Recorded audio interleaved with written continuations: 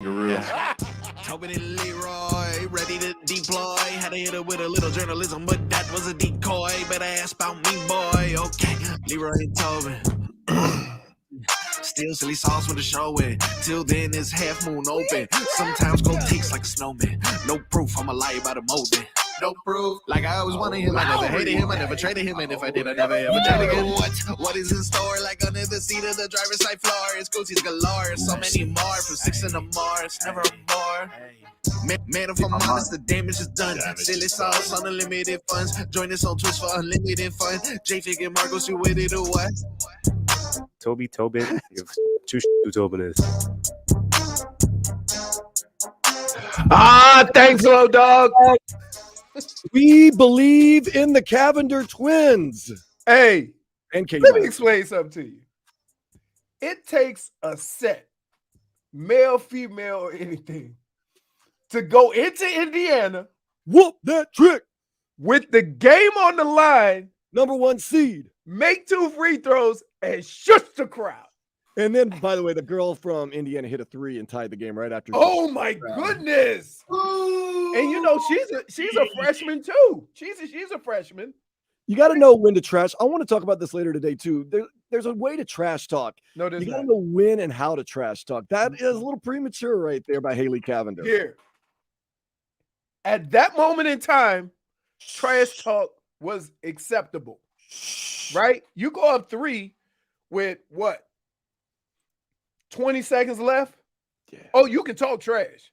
I mean, I understand her just being like shush to the crowd, like y'all trying to make all this noise. I made the shots, y'all be quiet. But I think she was more like, it's over, be quiet. And it wasn't over. I think it was more like, oh, y'all thought I was gonna come up here and throw these bricks. You think you're just an Instagram model? Oh, I'm a baller too. Didn't she shoot like 97% for a year? Yeah, she can play. Haley. I mean, can you tell them apart? I just know 14 and 15. I can't tell them apart, but I know Haley plays a lot, and the other one doesn't play as much.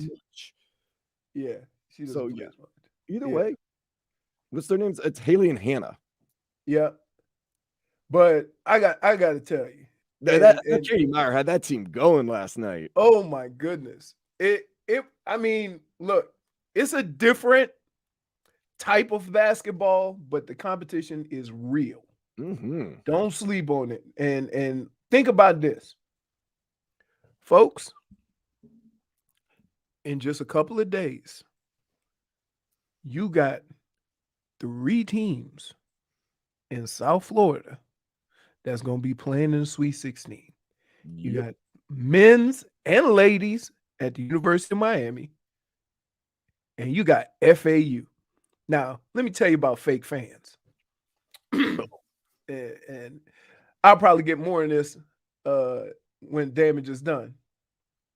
But when FAU beat, who they played was the Memphis. Yeah. All of a sudden, Fonz walked through the house going to work. He got an FAU shirt on. I said, boy, ain't nobody even know you went to FAU. Now all of a sudden, you kicking FAU, right? So then they win again. Oh no, he got almost a tournament t-shirt on.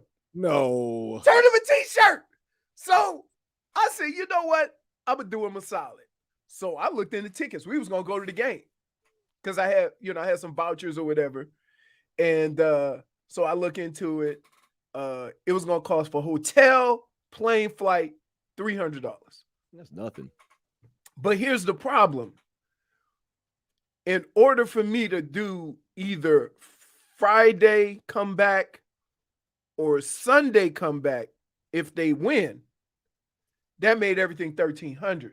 And the guy that he works, where he works, the other guy's on vacation.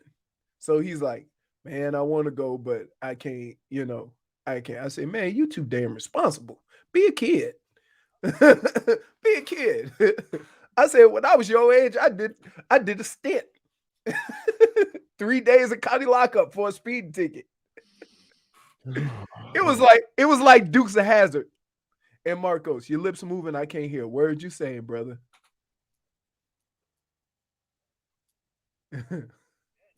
I can hear everybody. Nope, I can't. Still can't. That. Yeah, there you Oh, go. A professional here, folks. man, look at me. Sometimes you press buttons. I was saying he won't even call out of work, and you're doing stints in county jail. Like, nah, you gotta call out sometimes, dude. No, but look, can I just tell you? Yeah. Fonz is the oldest 24-year-old I ever met in my life. Gotcha. That dude is way too responsible.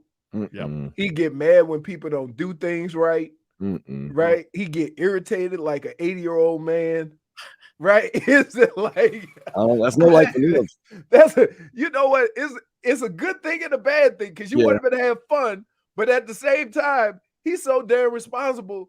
You know he ain't getting into no dirt. No. That's good though. I'll take that. But call out of work and go to the tournament. I mean, I'm like, I say, hey man, I say, take it from me. These things don't happen every year. No, yeah, don't. This is like one. I remember when we had a chance when I was in college, and we had a chance to go to the Final Four. We were just gonna get there however we could get there, and we didn't want to do it because we had just gotten back from the Rose Bowl. And we was like, nah, we ain't gonna do it. We ain't gonna do it. And they won the national championship. I was like, man, and they ain't win since. You can't put a price on experiences. That's why I say just go out and do it. That's the great thing about pay for it later. Dan, that's the great thing about sports. It don't necessarily matter how good or bad the teams are. If they both good, that's an added bonus. But sometimes just the worst teams could have some of the most incredible sports moments, either with a catch, a dunk, a comeback. And so that's what sports is. Everybody as a fan want their sports team to be first in the conference, first in the division, winning their conference, or whatever. But it's just sports in general has a tendency, if you miss something, and you can't do it recording it. You can't record it and then go back and watch it. Because you're going to miss. If something great happened, you ain't going to get a chance to watch it. Somebody going to spill the beans, probably me. I ain't going to lie. I do want to say this. So let's say back in the 70s, the Dolphins go back-to-back Super Bowls. You have a chance to go to that second Super Bowl. You go, no, man, they'll be back soon enough. I'll catch them next Super Bowl. Right. Still waiting on it. You might never see it. I mean, when I say might. Well, how you think the Dolphins will never make it? I'm saying that someone that was living back in the 70s might not make it to the next Dolphins. How about this? How you think Dan Marino feels? How you think Dan Marino feels? When was it his first or second year he went to the Super Bowl? His first year he went to the Super Bowl. He's like, oh man, and he was the OG for throwing the ball. Right? That's when people really start like, let's look into this passing thing. Those Dolphins are doing it right. And never made it back. I made it to one NFC championship game. And that game, we were 15-1 and lost to Atlanta. And we were like, man, y'all know what it feels like. Let's just run it back. But guess what we ran into the following year? The greatest show on turf. Right? We were winning at the half, 27-20. So we just thought, okay, we got this. Let's just, get it together. We end up losing something like 45-27. It was crazy how just it ended so abruptly. Like one of the greatest offensive teams to ever play didn't do nothing. Right?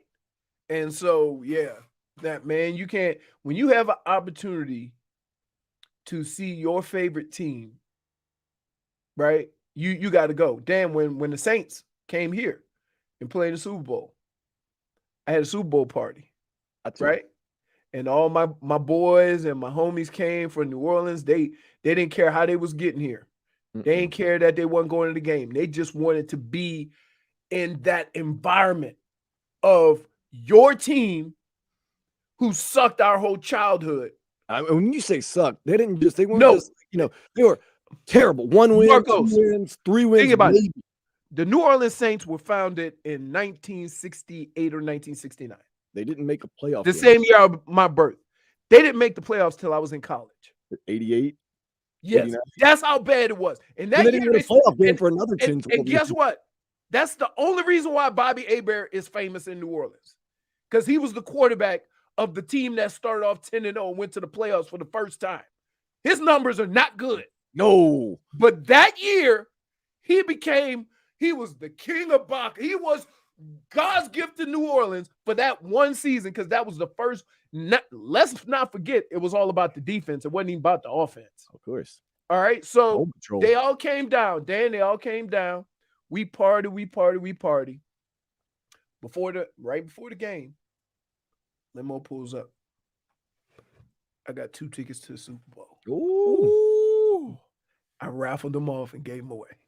What? You're a good guy. Yeah. I mean, who I'm gonna go with? Everybody at my house, and I don't really, and I swore, to this day, I would never go to the Super Bowl if I don't play in it. Wow. So Nope. if you had tickets to like a really good, I usually get 2 tickets every year. the hell did you do with them this year, Leroy? I don't remember getting them this year. That's what I'm saying. Like, I usually get them. Like if somebody asks me or whatever. Now they're not free. Oh, okay. I got to pay for them. What a hell of a raffle! I thought, But I don't. But here's the deal. I don't. When I get them, if somebody wants them, I don't jack up the price. Gotcha. And I don't. So when you look at them tickets, $3,500 a piece, $2,700 a piece. No, I think the tickets are face value are like $1,000. Oh, nice. Right. So, and my boys came. We enjoyed the game. Had a good time. But yeah, man, sports is incredible in that. And what makes it even more special for me is being in one of those moments or having, something like that happen, or winning a playoff game in front of your home crowd or something like that. And to be a part of it is one of the reasons why I'll flick through the channels and I'll even stop on the Ocho and watch people throwing knives, because I'm like, I want to see them Tyson get the bullseye. Like, it's exciting, right? Competition is exciting. That's why I get so mad at that coach that lost and complain about the guy hitting a dunk. What are you doing, dude? That have nothing to do with the outcome of the game. So what? He showboated a little bit. His coach would get on him. But guess what? If you a 20-year-old kid, and you on TV, and you want to call home after the game, y'all see me do that windmill at the end, huh? It ain't about them. It's about him on TV for his family and stuff like that. Ladies know. Yeah, I know. I tell you what, if it's 1 second left to go in the game, and I or less than 2 minutes, and they don't have no timeouts, and I break free and I'm going to the end zone, I ain't taking no damn knee. I'm scoring for my people. Dang, Leroy. I don't blame you on that. I'm not taking a knee. No. Or running out of bounds. Oh, that's actually more disrespectful, I would think, to run out of bounds and take a knee. Right. Like you think go ahead and score that touchdown. Might as well high he step. kicking y'all ass so bad, I don't even need a score. I'm gonna take a knee. Yeah, that I don't need your pity. You go ahead and whoop up on us. Like, oh, gross. Let's get to the headlines. They are from the new Palmetto Ford Truck Super Center. Why buy your truck at a car store? Palmetto Ford. We know trucks. Also brought to you by Dade County Federal Credit Union, a financial institution you can trust. Do you have debt that is crippling your finances? Consolidate your debt with Dade County Federal Credit Union with rates as low as 10.49 APR, starting managing your debt today, and apply at dcfcu.org/loan. Certain restrictions apply. Offer can change at any time. Federally insured by NCAU. Got to talk about what led Sports Center last night. Did you see that? The Hurricanes women's basketball team upset top-seeded Indiana 70-68. They will face Villanova Friday, 2:30, and it's the team's first Sweet 16 appearance since 1992. That's crazy. That's crazy. Well, I mean, think about it. In the last couple of years, the same could be said for the men's team. Mm-hmm. So what's Katie's last name? The coach? Meyer.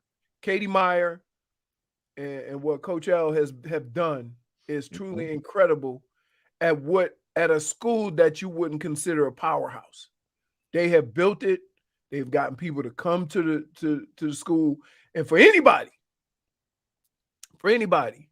with the way the one and dones are and people not going to school, all that long, for anybody to say, oh, it's because they have NIL or whatever, you are diminishing what Coach L and Katie Meyer have done to this program, these two programs. And that kind of pisses me off that you diminish it and make it all about money. You know how much money you could probably make playing for Duke or UCLA or one of the blue bloods? Right. But then you come here but Miami has an advantage? No, come on now. Plus, look, let's be clear. Wherever the Cavinder twins would have gone, they're already making their own. Right. Exactly. So why? Hey, you got the blonde hair. Why don't you come hang out on the beach, baby? Come hang out on the beach with your sister with all these beautiful people down here. You'll fit right in. They're ballers in two games, the basketball game and business. Right. Yeah. Right. So you think they came here for NIL when they making their own cheese? No. See what I'm saying? It doesn't I hate, it. Look, you can have a problem with NIL. Everybody playing the game though. But don't act like you spilled your milk. Don't cry and whine and all that. Who's the coach? University of Ohio. He said, I guess $800,000 buys you a first-round win in the NCAA tournament. Yep. That's it. So what he's basically saying is, guess what? And here's what I love about this. He's saying, if there was no NIL, those kids would have went to Ohio. Yeah. Coral Gables or wherever the hell Ohio's at. I don't know. In Columbus. Look, they weren't coming to you anyway. What are you talking about? Take your mid-major ass home and play with your own ball. The Panthers. And guess what? You know what's funny, Dan? Here's what's even more crazy about this. Because guess what? If Notre Dame offered him a job, his ass would leave too. Yeah. Oh yeah, he would leave that program in a heartbeat. Right. A heartbeat for more money. For more money and more money. Yet he's sitting here talking trash about the kids. Bum. The Panthers are down the Red Wings 5-2 and play tonight against the Flyers at 7. Don't look now, but the Cats have scored at least 1 point in the standings the past 7 games they've played. Well, how many games out are? How many points out are they? How many points? What? How many points out are they out of the playoffs? Well, they're now into the playoffs with the win last night. Yes, I'm tired of having this conversation. The last spot, but nonetheless. How many games? Hey, no, stop it. Doing that. Hey, so we've been having this conversation, and the Panthers have been coming on strong, and the Panthers have been doing it, but they hadn't been gaining any ground. We've been saying 3 points out for the last month, damn near, right? But now they're there, and guess what? They're turning it around. I don't know if it's because they finally bought in to the style that is going to make them more successful in the playoffs. Is it because they start getting bodies back? Is it because Bob is having one of those years that he's been known to have in the past? Or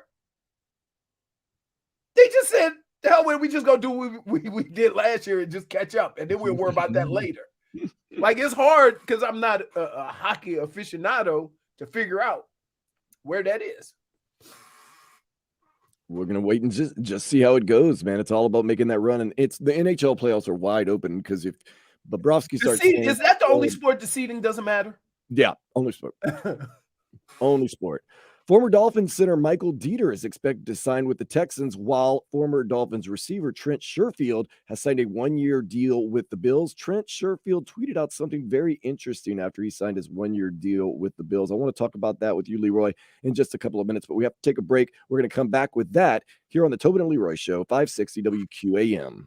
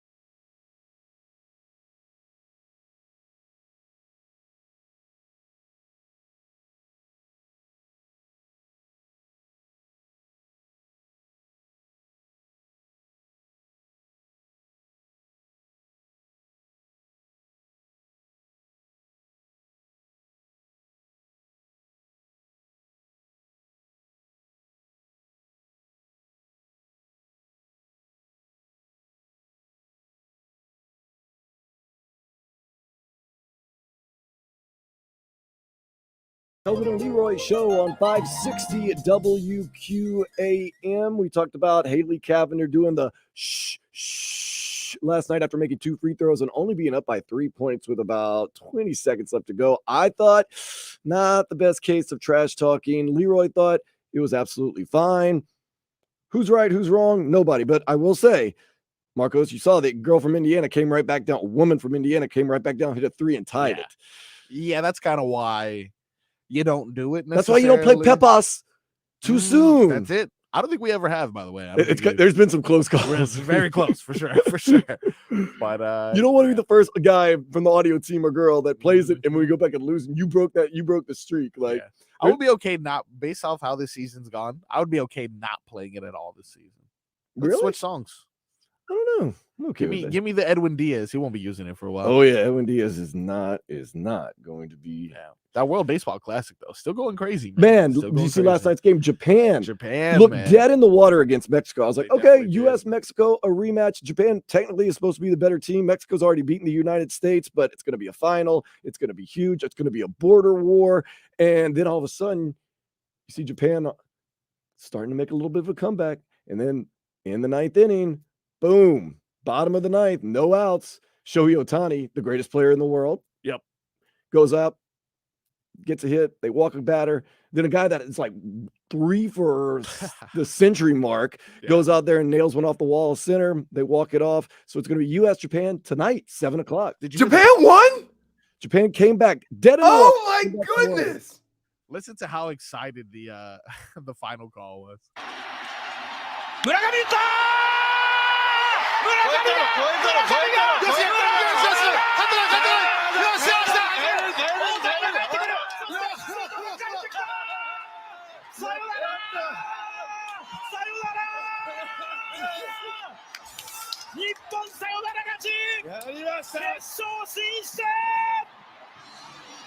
We don't do it like that. That was fun. You know what? Because there's 2 sports that act a damn fool when something great happens.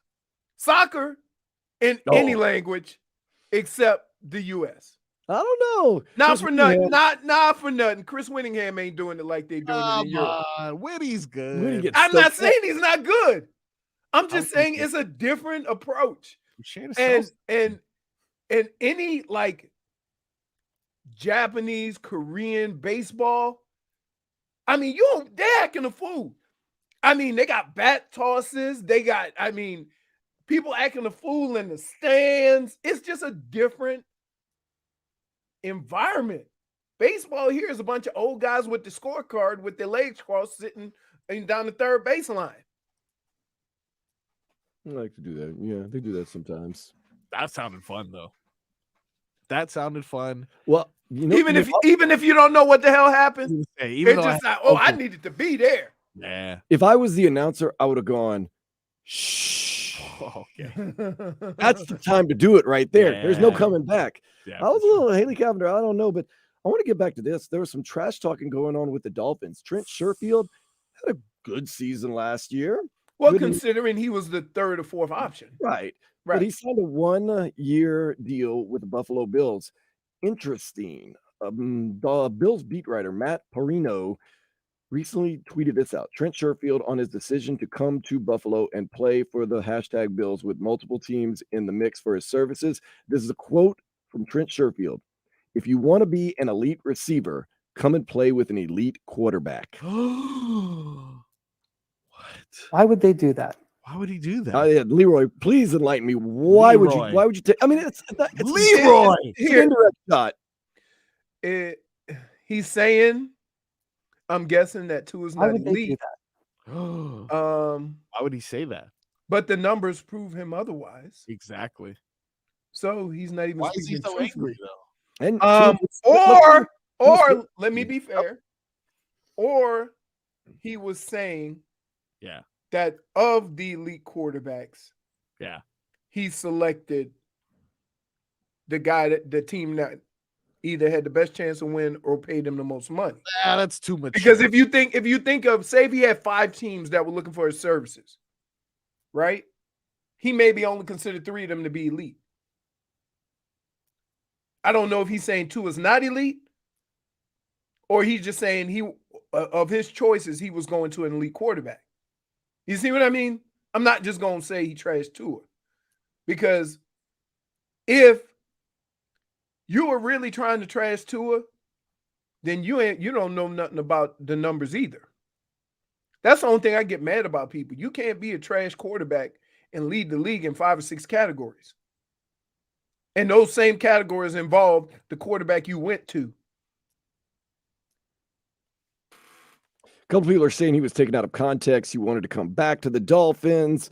Maybe there was some comment like, "Hey, that's what I was alluding to. That he maybe wanted to come back to the Dolphins, but the Dolphins said we give you $4 million." Or maybe he had a previous quote like, "I've already played with one of those elite quarterbacks, but I've learned now that I played with Tua. If you want to be an elite receiver, you have to play with an elite quarterback." Maybe he was saying that. He wasn't trashing. I don't think. Listen, everybody that I've ever heard say word about Tua, besides Brian Flores, Yeah. nobody has had a negative word to say about that man. And so it seems kind of odd, right, that we would take that as to mean something negative when you have never heard anybody say anything negative about Tua. So you got to put it in the context, oh, now there's mumblings, now there's more. No. So if he didn't just right out say it, I'm not really buying that he meant Tua wasn't elite. And he probably and if I were him, I would say I'm not even justifying what I said by coming out and defending it, because I didn't say anything wrong. You see what I mean? Like, I hate because of the way somebody wrote something or the way somebody said you said something, you got to now come out and defend yourself when in no way, shape, or form did you say anything wrong. Man, 082-954 texts in at 305-567-056. He said, he proceeded with, "This is no jab at Tua." Well, when people say that, like, "Hey, Leroy, this is no jab at Marcos, but let me tell you what he did the other day." Like, oh, but buckle up. He say no. That's along the lines of no disrespect. Yeah, exactly. Yeah. Leroy does that all the time. No disrespect, but you could use that's not what he's saying, Leroy. So what it looks like is they're stirring things up. He probably didn't mean anything negative about Tua. He's just excited to work with Allen. Right. Nope. Like I don't like just say that. Then why do you have to say what? Yeah, I know. Why throw something out there that could be misconstrued or at least be taken out? Because guess what? Here's the assumptions that you all make. You're making that a guy is thinking, "Oh, this is what I'm going to say, and this is where it's going to appear, and oh, I can't do this already." Like he's just talking, right? And so, now that we have, it's the most incredible thing in sports is this. You have to answer questions about a game 10 minutes after a game. And the reporter has watched that game for 3 or 4 hours. Which should be better, the questions or the responses? The questions should be way better. Right. Now, so when I hear a reporter ask a stupid or dumb question, I get pissed off because now that falls on the player. When this dude has had 4 hours or 3 hours or however long to formulate his questions to ask a guy that's had 10 minutes to relax. You think about it. You know what we do? We come in, the coach talks, right? That's part of the 10 minutes. So depending on how the coach feels, whether it's rah-rah, whether it is he's upset or whatever, he may take 4 or 5 minutes to talk. From the time he starts talking, the media has 10 minutes. So after he talks for 5 minutes, you go take a shower. You might BS with your boys for a second. And when you get to your locker room is surrounded by people. You ain't got time to think about the game and the situation and the circumstance. A lot of time you thinking about him right when he asking the questions. So periodically, somebody might say something either at the heat of the moment or something that may be taken out of context because he didn't have a chance to think about what the hell he was going to say. And we hold it against them all the time. No, that's like directly after a game. I could understand, emotions running high, but this is off season. Ask me, Dande, ask me right now, how does it feel to join the Bills? Marcos, how does it feel to join the Buffalo Bills? I think it's a great organization. Josh Allen is a talented quarterback. I'm excited to join the Bills. Now, I could say that. Or I could say he's way better than Tua. Not like that bum that I used to have. I'm sure Josh Allen will stay in the game. I think Trent Sherfield said that. I thought Tobin was on vacation. I'm just saying he could have said it. I'm just saying. So your words sound very similar to what somebody who's not here would say. You said it differently. I would have said, well, and maybe he kind of alluded to this. I was lucky enough to play with an elite quarterback in Tua Tagovailoa, and I've now learned that if you want to be an elite receiver, you have to play with an elite quarterback. All that. That's y'all just think that's running through. You know, let's be realistic, man. You've had more time to answer that question than he did. Of course, yeah. Okay, all right. And you're also providing a better answer because of what he said. Yeah, exactly. Yeah, right. Hindsight. Right. There you go. Yeah, like, come on, man. Look, when somebody says something stupid or dumb or they shouldn't have said it, I'm the first guy to chime in. But guess what? Football players are not public speakers. Stop trying to make them that. They're football players. Well, technically part of their job is public speaking. Guess what? Can I ask you a question? Dande, if after a game, I cuss out a reporter, but I have 200 yards and 3 touchdowns. You're all right. Am I not going to play next week? You're all right. Really good okay. game. You're cool. Okay. So my primary job is to run the rock. Yeah. All that other stuff, okay, I do. I may be required to do it. But you ain't going to get the same 203 touchdowns when I'm answering questions. Okay. I mean, there's parts of my job that, aren't my primary part of my job, but they are my job. Social media is not the main reason I was hired here, but it is something that is expected of me at the radio station. So you agree, Dan, he did it on purpose. 15 minutes of heat next here on 560 WQAM.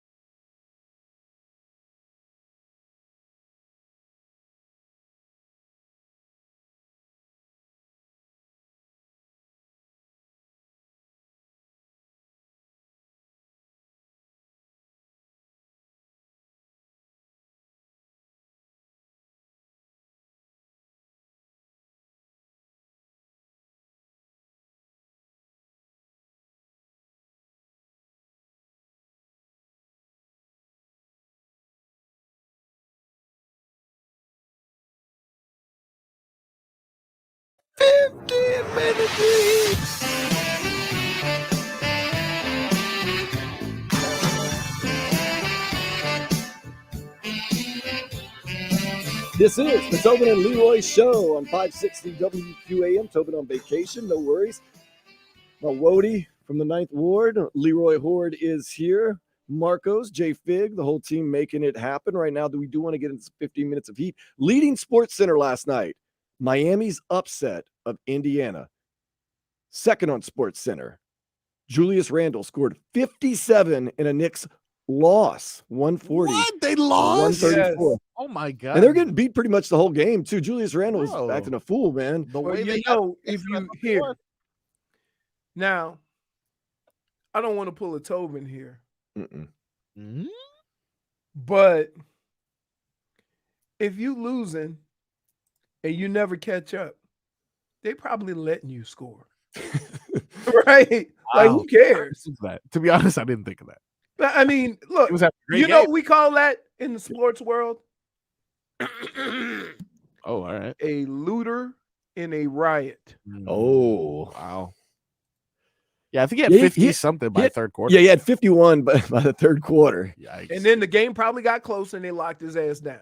Woo, and they're like, all right, enough of that. Yeah.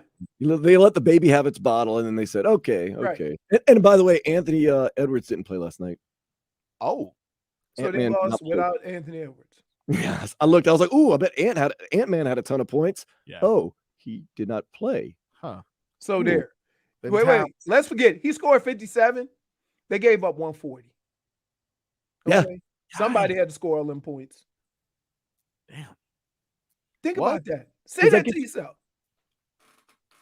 Like, okay, let's go comparison. Spider has 71. They won. That's Has a important. different feel to it, right? 57 and a loss. You know what I call that? How does that happen? I call that the New York Knicks. Yep. It's happened a lot. They put a list. They put a list out. Oh no, that was the list. I'm sorry. That was the list of most points scored by a Knick in Madison Square Garden. Now, does that make You know who's number one? Mm-mm. Carmelo. No. 62. 62. That's the Knicks. But does it make you less nervous that the Knicks are coming to town tomorrow night, 7:30, to play the Heat?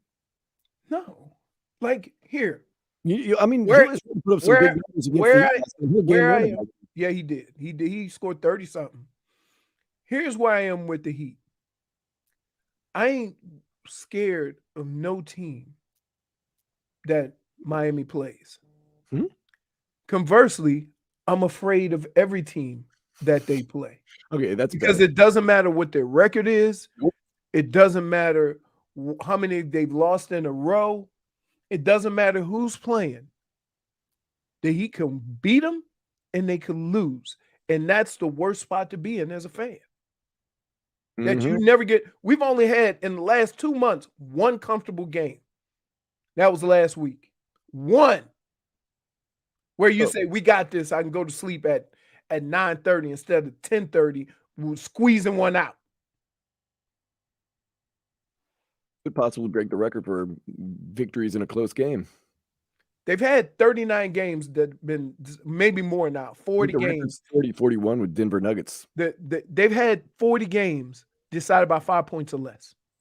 Who was the G League team we played the other night? And they almost beat us. It was the Pistons? Jazz. If it Oh. wasn't for Lowry marketing, it was like a bunch of nobodies. Nobody was playing for the Jazz. Yeah, we eked yeah. one out. I was like, oh. I don't know, man. This team has been Dr. Jekyll, Mr. Hyde, but they have played a lot of close games. Maybe that helps them in The playoffs? playoffs because they're going to be in the play-in. You know Does that's it help? I don't know. I mean, it's not going to help us beat a 7-game series Bucks. You know what helps? You know what helps you in the playoffs? You know what helps you in the playoffs? Tell them. Doing what you have to do when it needs to be done. Okay. Yeah, that helps. So that means that if you playing the worst team in the NBA, Yeah. you impose your will against them because they are trying to lose. They're in the Wembanyama stakes, Ooh. right? And you still, some of those teams you can't beat. You have coaches getting fired mid-season, and then you struggle against that team with a new coach and a new system. And I don't know what the answer is, because early on in the year, we chalked it up to these guys can't make any shots. Nobody was making any threes. Then that picked up, but you still have the same results. Tobin says they're a really good rebounding team, but there's games where they get out-rebounded by 20. There's games where they give up 15 to 20 points just in threes. It's hard to win like that when a team has an advantage in one aspect of the game like that. Then they've been turning the ball over. They only recently got better when Kyle Lowry came off the bench as far as turning the ball over. They've been turning the ball over like crazy. 20-plus turnovers against one of the worst teams in the league. How am I supposed to feel about them?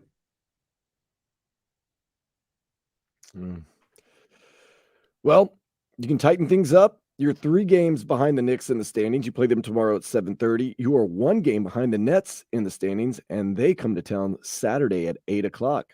Make some moves right there. The great thing about where this team is, everything that you want, everything that you need to get is right in front of you, right? So you play the Knicks. You play the Nets. Play the Knicks twice. You play the Knicks twice. 76ers. Do you think we no? Last time my roommate Blake P goes, man, the 76ers lost. We won the other day. We gained a game on them. I'm like, we're not chasing the 76ers. But that's right. That's the right. And look, I mean, I understand it, but yeah. There is nobody who loves what this organization does more than me. I love organizations that, 1, take care of their own, and 2, if you are just barely making it into the league, but you have a skill set, they will develop it. Mm-hmm.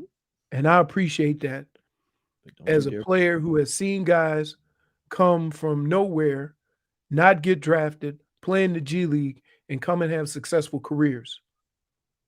But at the same time, the things that they are failing at have nothing to do with any of that. And I can't explain it. I can't explain turnovers, rebounds, and your leading three-point shooter, not this year, in the history of your team. Yeah. Can't even get a couple of minutes. That's ridiculous. It's crazy. So I don't know, like, what is going on? I don't know. I can't explain it. I trust Spo. I know they know more about this than me.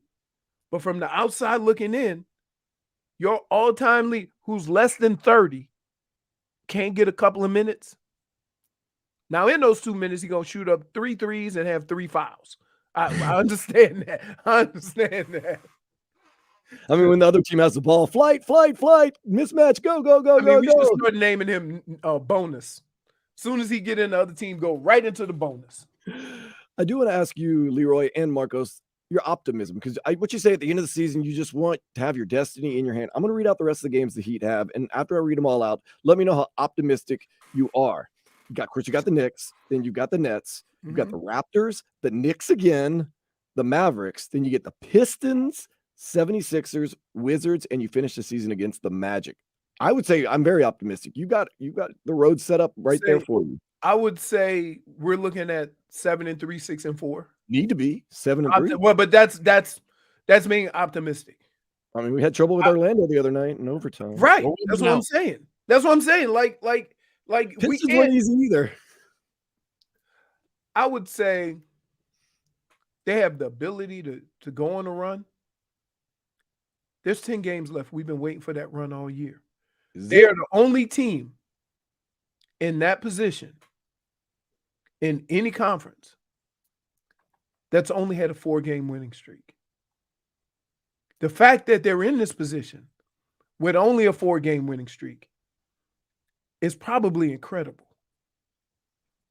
But if you're going to make a run for the playoffs and think you're going to do anything in the playoffs, you need to have at least sustained excellence for a week. You don't have to win all the games, right? You don't have to win all the games, Right. but you got to start playing better basketball, more consistent basketball for this final stretch.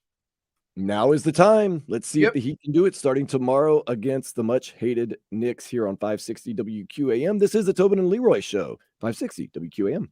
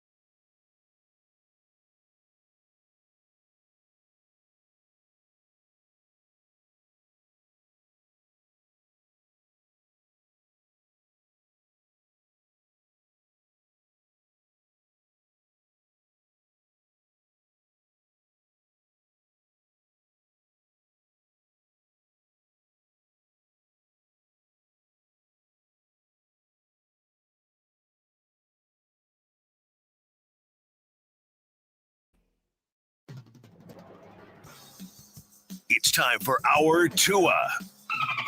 It's our Tua. It's our Tua. It's our Tua. Tua, Tua, Tua. Tonga Valoa. Not Tua Tagovailoa. A for effort. Dolphins quarterback. Tua. It's our Tua. It's our Tua. Tua. Tua, Tua, Tua. Tua, Tua, Tua. Chris Sims can go to hell. Tua Tagovailoa. Dolphins quarterback. Daddy loves you guys. Our Tua with Tobin and Leroy. Check the history of food.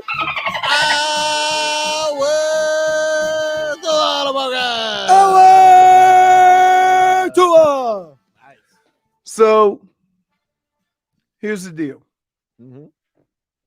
I did a little research Oh, because I was curious nice.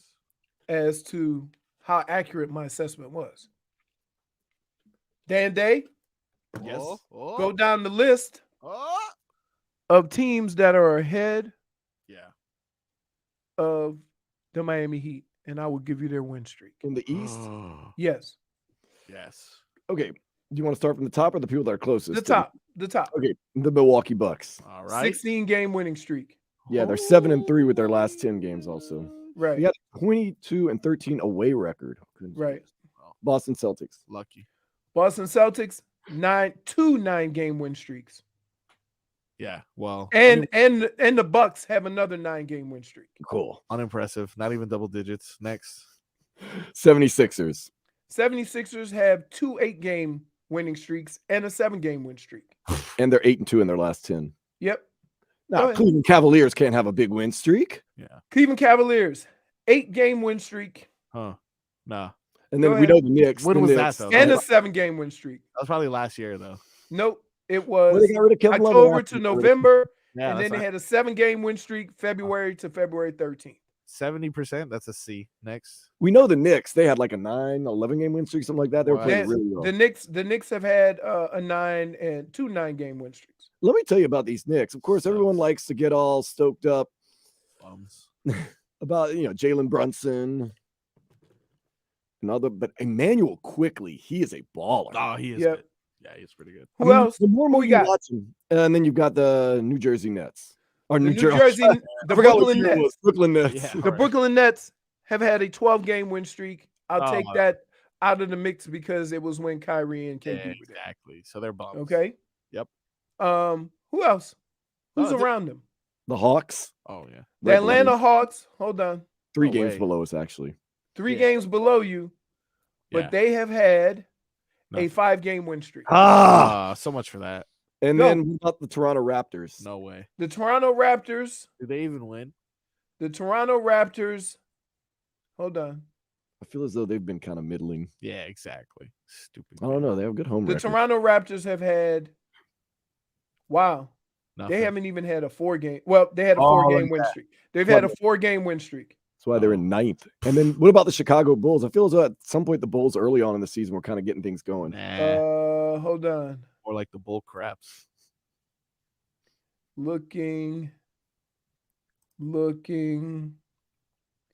Looking. I'm gonna say no, dude. Off top, The Chicago Bulls have not had a 4-game win streak. Look at that.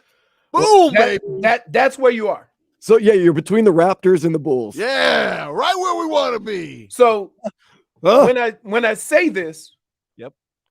understand that this is a real thing, right? That when you talk about the elite teams in this conference and the teams that are competing Yeah.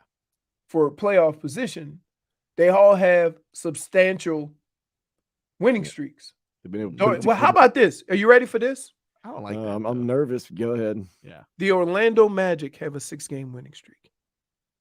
Bums. I mean, the Okay. Pelicans had a huge winning streak at earlier that. this year, and they're now terrible. But of course, they had Zion at that Yeah, time. but at some point during the course of the Right. year, You're able to. have they've some had a continuity. stretch. The Heat have never had that stretch. Right. They've been one step forward, one step back, pretty much. Right. Right. That's what frustrates me. And people are like, "You're not a Heat fan." I'm like, "I am a Heat fan. I'm just frustrated sometimes." There's no you here. How much winning do you really expect out of this team when their longest win streak is 4 games? Right. And right when you start believing in them, they get blown out by the Bulls. They barely beat the Pistons and stuff like that. And you're like, "Oh." Magic beat you and blow you out in overtime after Jimmy hits a miracle shot. Right. I mean, even the Clippers and the Lakers, who don't always play with their stars. They've had it easy. That's all that tells me. Okay. They haven't fought the way that we fought. They haven't been through the slums. They've reached the highest of their highs already. We have so much room to grow. Let's talk about the teams that have had 4-game winning streaks. The Washington Wizards have the Utah Jazz, yeah, the Oklahoma City Thunder, used to be good. The Minnesota Timberwolves, the Indiana Pacers. Mm. That's all teams that haven't had more than a 4-game. And the Indiana Pacers had a 5-gamer. Well, I will say of all the teams that have had 4 or less win streaks, we are probably the best. Yeah, look at that. Best of the worst. Right where we want to be, baby. So basically you're the fastest turtle. Yes. Yes. Story of my life right there, right? I'll take it. Oh, man. So, yeah. So, like, it's just all I'm doing is just putting everything in perspective. I understand. You know, like, what are we expecting in the last 10 games that we haven't seen for 62 games? Well, like, at some point, you know, when they say, "Oh, playoff Jimmy," or "turning it up," or "doing this," or whatever, right? There's 10 games left. You should have seen it by now. That's the honest truth. You know, first in the beginning of the year, everybody was hurt, and we said, "Oh, just wait till January." And then they say, "Oh, let's just wait till after the All-Star break." And now we got 10 games left. Well, that 6-game homestand was our last stand until we went like 3-3 on it. And then it was like, well, hold up. Right. So what are we expecting to see in these last 10 games? Because all I have is 62 games to evaluate and to be able to come up with a conclusion of what I think I'm going to see. And what I'm going to see is in the last 10 games, they're going to be 6-4, 5-5.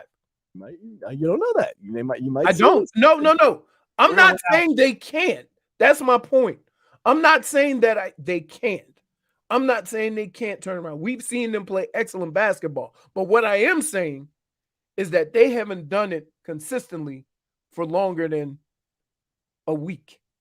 That's what I'm saying. You get all excited. Maybe you beat the Knicks, you beat the Nets, you're looking good. Then you go lay an egg against the Raptors, and then maybe you lose a game against the Pistons that you're not supposed to. Like, you get so high on some of these games, and then they go do something that boggles your mind. Like, how can you be that good against the Knicks and the Nets in those big games, and then the Raptors come in here and just take care of business, or you go to the Raptors and they just take care of business? It's right. Like, right. Ugh.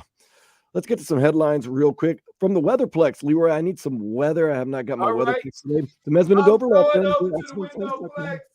free consultation 24/7 866-954 right now. Putting my hand on the glass. Ooh, touch the glass. Touch the glass. The wind, well, it's partly cloudy. The wind seemed to be coming out of the east. The trees are moving faster than the clouds. I don't know how to take that. I don't know how to receive that information. But it looks like they're about 10 to 15 miles an hour. And I would say it's somewhere between 70, 75 degrees. Yeah. That would do it. To the average person, does it really matter where the winds are coming out of? No, but it is impressive whenever he calls it. I always wonder, like, the weatherman says, or weatherwoman says that, I'm like, oh, if it's coming out of the northeast or southwest. I know if you're a golfer. Hey, I'm a golfer, and just based on the wind, I already know what hole's going to play tough this weekend. It's just. These headlines are brought to you by the new Palmetto Ford Truck Supercenter. Why buy your truck at a car store? Palmetto Ford. We know trucks. You see that, right? That big Ford. Big Ford. Since it is our Tua lost 2 weapons yesterday. Former Dolphins center Michael Dieter is expected to sign with the Texans, while former Dolphins receiver Trent Sherfield has signed a 1-year deal with the Bills. You think Tua's worried right now? No, Leroy? that Dieter is a money grab. Because you don't just go to He started Houston. a game last year. He Huh? played. He played in a lot of games, but Dieter did not start a game last year. Again, that is a money grab because of all the organizations and how they've been run. It's a tie between Washington and the Texans of the worst, right? So if you go in there, they're overpaying because that's what you got to do when your organization is bad. It's a money grab. Hey, you got to get paid sometimes. No. I'm not faulting them. Listen, if it's your profession, that's why I don't get mad at the lift guys. It's your job. It's your job. Yeah, it's your you life. make as much money as you can. Deal with the consequences. But guess what? 10, 15 years from now, when his family is set and he living in a nice house wherever he want to live, he ain't going to care that he played 5 years in Houston. Nope. At the same time, you got to assess the situation. I've been offered high-paying jobs, but it wasn't a good situation. I said, no, thank you. And they're like, you're crazy. You're passing up all this money. And then a year later, the place goes bankrupt. And I'm like, yeah, I was crazy to not go there and stay where I was at, where, I'm stable and I can continue to work as opposed to going somewhere where it just falls apart. But of course, the Texans aren't going to fall apart. So he's going to be fine there. Right. Yeah, they may fall apart. Those Cavinder twins, they did it again. Katie, Meyer, we trust you. The women's basketball team upset top-seeded Indiana 70-68 yesterday. They're going to face Villanova Friday, 2:30. It's the team's first Sweet 16 appearance since 1992. You want to know, that game was close, but let me explain something to you. Indiana had the lead, once? Yeah, no, they were if they were up once. All the highlights I saw that It was either tied, but I Yeah, don't but know. I'm not sure. I think they may have taken the lead once. I think they did once. I think I was Right. watching Scott Van Pelt last night, and he said something about Indiana going up. Right. And you talking about a 1 seed and you lock them down to the point where you dominate them for most of the game. Now, I was a little nervous at the end of that. And I thought the game was going to overtime. But yeah.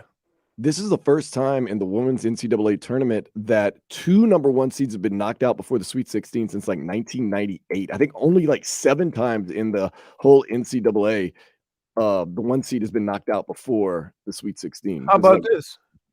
It's in both the men and the men and the women's. Yeah. Didn't 2 number 1s get knocked out of the men's? I mean, Kansas has definitely got knocked out by Arkansas. Kansas and Purdue. Oh, yeah, Purdue. How could I forget Fairleigh Dickinson and their coach? Right. Who doesn't worry about the players. He's worried about his own career. That's a nice job. Right. So it just goes to show you that regardless of what that coach has said from Ohio, there seems to be a lot more parity because of the one and dones. And you have to understand, and somebody pointed this out when I was watching TV, you have the NIL and you have these mid-majors that have guys that go to college for 4 years. Yeah, they're 22, 23 years old. They're more developed than these 18, 19-year-olds that are coming in. Being in the same situation for 3 or 4 years is definitely going to give you some continuity that the Kentuckys, the Dukes, that they don't have because they do the one and done. I want to touch on this real quick. The Miami Open begins Sunday. Novak Djokovic will not participate due to COVID restrictions, but teen phenom Carlos Alcaraz is playing, and he's top seeded in the men's. Oh, he's a beast, isn't he? He's crazy. Didn't he just win did he win what was the last tournament? It was the Australian Open, his first? Did he win? He didn't win the Australian Open, though. I think that was Novak that won the Australian Open. What did he won a big tournament? He won like either Wimbledon or the French Open. I don't think is Wimbledon. It goes Wimbledon, then in January it's always Australian Open always opens the big right. So it goes Australian Open, Wimbledon, then the French, and then the US Open because it's always hot as hell. Mm-hmm. Have you watched the Netflix series? It's called Breakpoint. It's about all the tennis players nowadays. No. Oh man, it's actually really, really interesting and good. And they spotlight all the players. Of course, the first one is on my favorite tennis player of all time. Maybe not of all time. I love John McEnroe. Nick Kyrgios. Oh, he's a hothead. I love him, man. Well, that's He's why great for the it would sport. figure that you would like John McEnroe and then him. Yeah, and Jimmy Connors too, man. But man, I love that Nick Kyrgios. I like the way he plays. I like that he loses his temper. But the thing is, he's like Draymond Green. He talks a lot of noise, but it's not so much to get in the opponent's head. It's to hype himself up. So I kind of understand where he's coming Wait a from. minute. Hold on. He ain't nothing like Draymond Green. Draymond- Draymond Green is trying to get in folks' head. Hey, But- can I introduce you to a one Dillon Brooks? Dillon Brooks he got another kid last night. He got another kid. Oh my god, they got Clay talking trash. Clay, he don't even talk. Oh boy. I don't know. I've seen Clay maul a woman at a championship parade. Sure, he accidentally ran into her, but you never know what his intentions are. I'm not surprised he's talking trash. Now that you say that leads us into next. It's a little damage is done. Get it together. The damage is done. This is the Tobin and Leroy show here on 560 WQAM. Damage is done.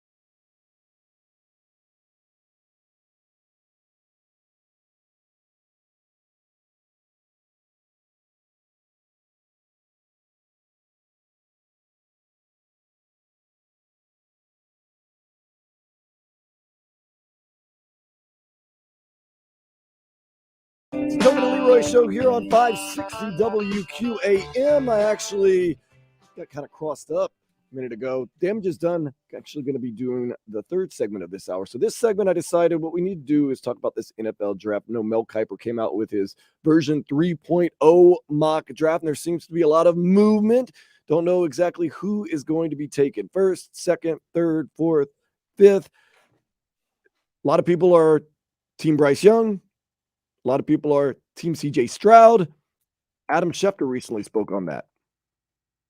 This reminds me of what the 49ers went through when they traded up in their draft to number 3, and they traded up with the idea that they would take Mac Jones only to go through the process and wind up drafting Trey Lance. I think when the Carolina Panthers made this deal to move up, it was with the idea that Bryce Young would become the favorite for the number 1 overall pick with his skill set, with everything that he does, with the way he can throw the long ball, with pinpoint accuracy, with the way he can move in the pocket and make plays with his arm and his legs. I think he is the guy initially that goes into the process as the favorite. But CJ Stroud should not be dismissed, discounted, or taken lightly. And he's clearly in play for the pick. And who knows? The Panthers, during the course of their diligence, might fall in love with CJ Stroud the same way that the Niners once fell in love with Trey Lance, and CJ Stroud could wind up being the pick in the end. But I think going in right now, 5-6 weeks out, I think Bryce Young is the favorite to be the number 1 pick, and we'll see if that changes. There's no way, right, Leroy? You don't trade number 1 overall pick without having a definitive plan. No, that's not true. Really? Well, you trade for the number 1 pick, so you have the option to get who you want. Or maybe you like both guys? It could be. I don't know where they stand on either player. All we hearing is what everybody else is telling you. But from the standpoint of if you have questions about who you're going to pick, but you know you're going to take a quarterback, then you get in position where you can select anyone that you want. Sometimes in these situations, though, sometimes having the second pick is better because you allow the first pick to make a mistake and you take the other guy.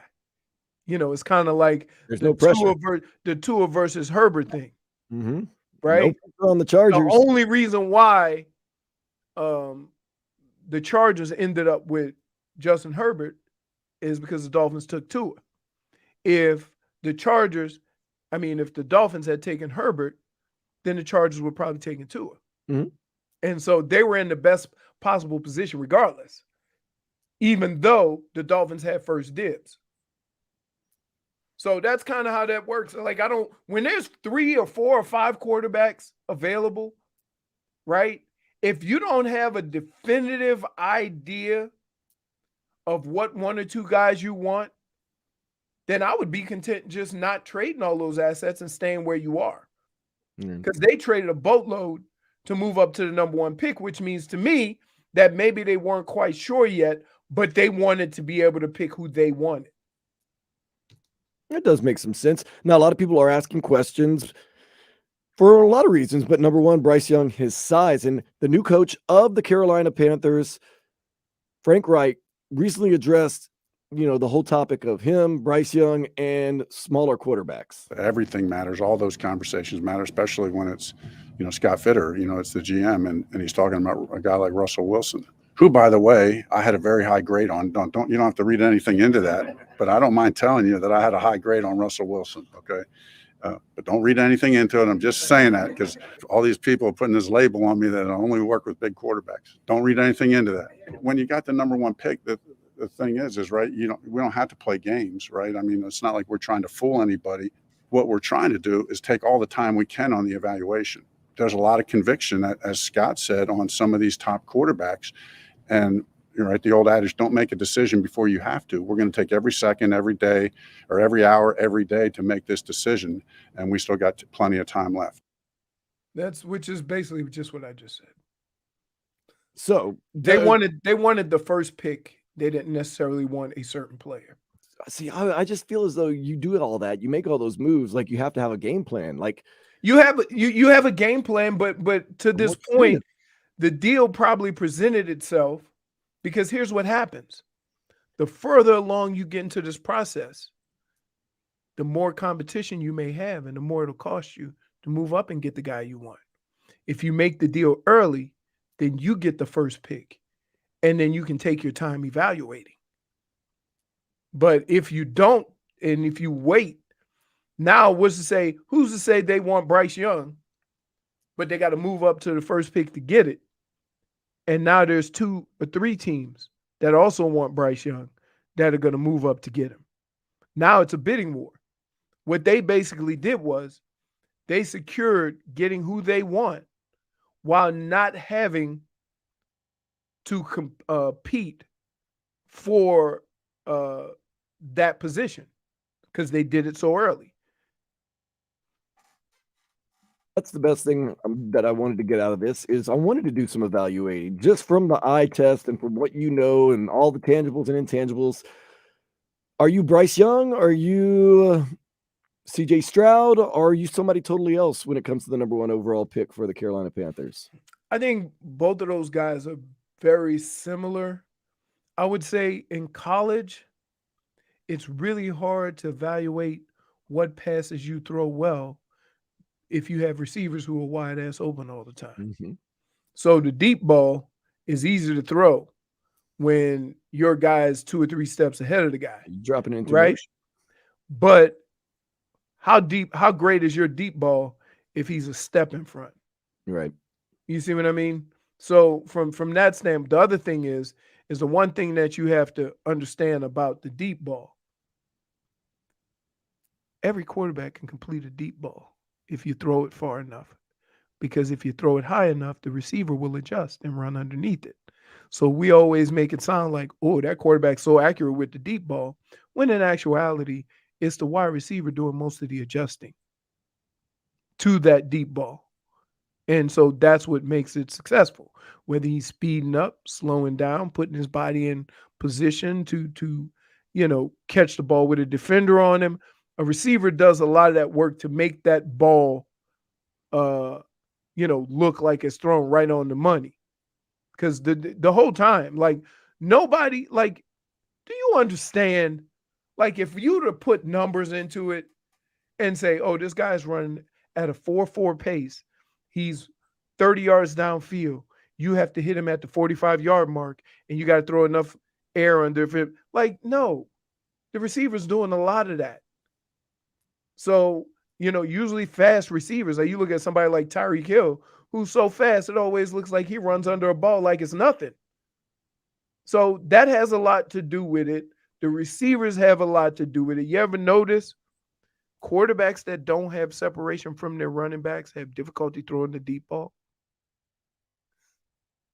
If you don't have the deep ball was real tough with Devontae Parker.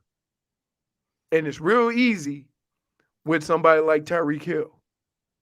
You didn't all of a sudden, your skill set didn't change. Is that Devontae Parker is a different type of receiver. He didn't have that burst to go and get it that Tyreek Hill has, that Jalen Waddle has.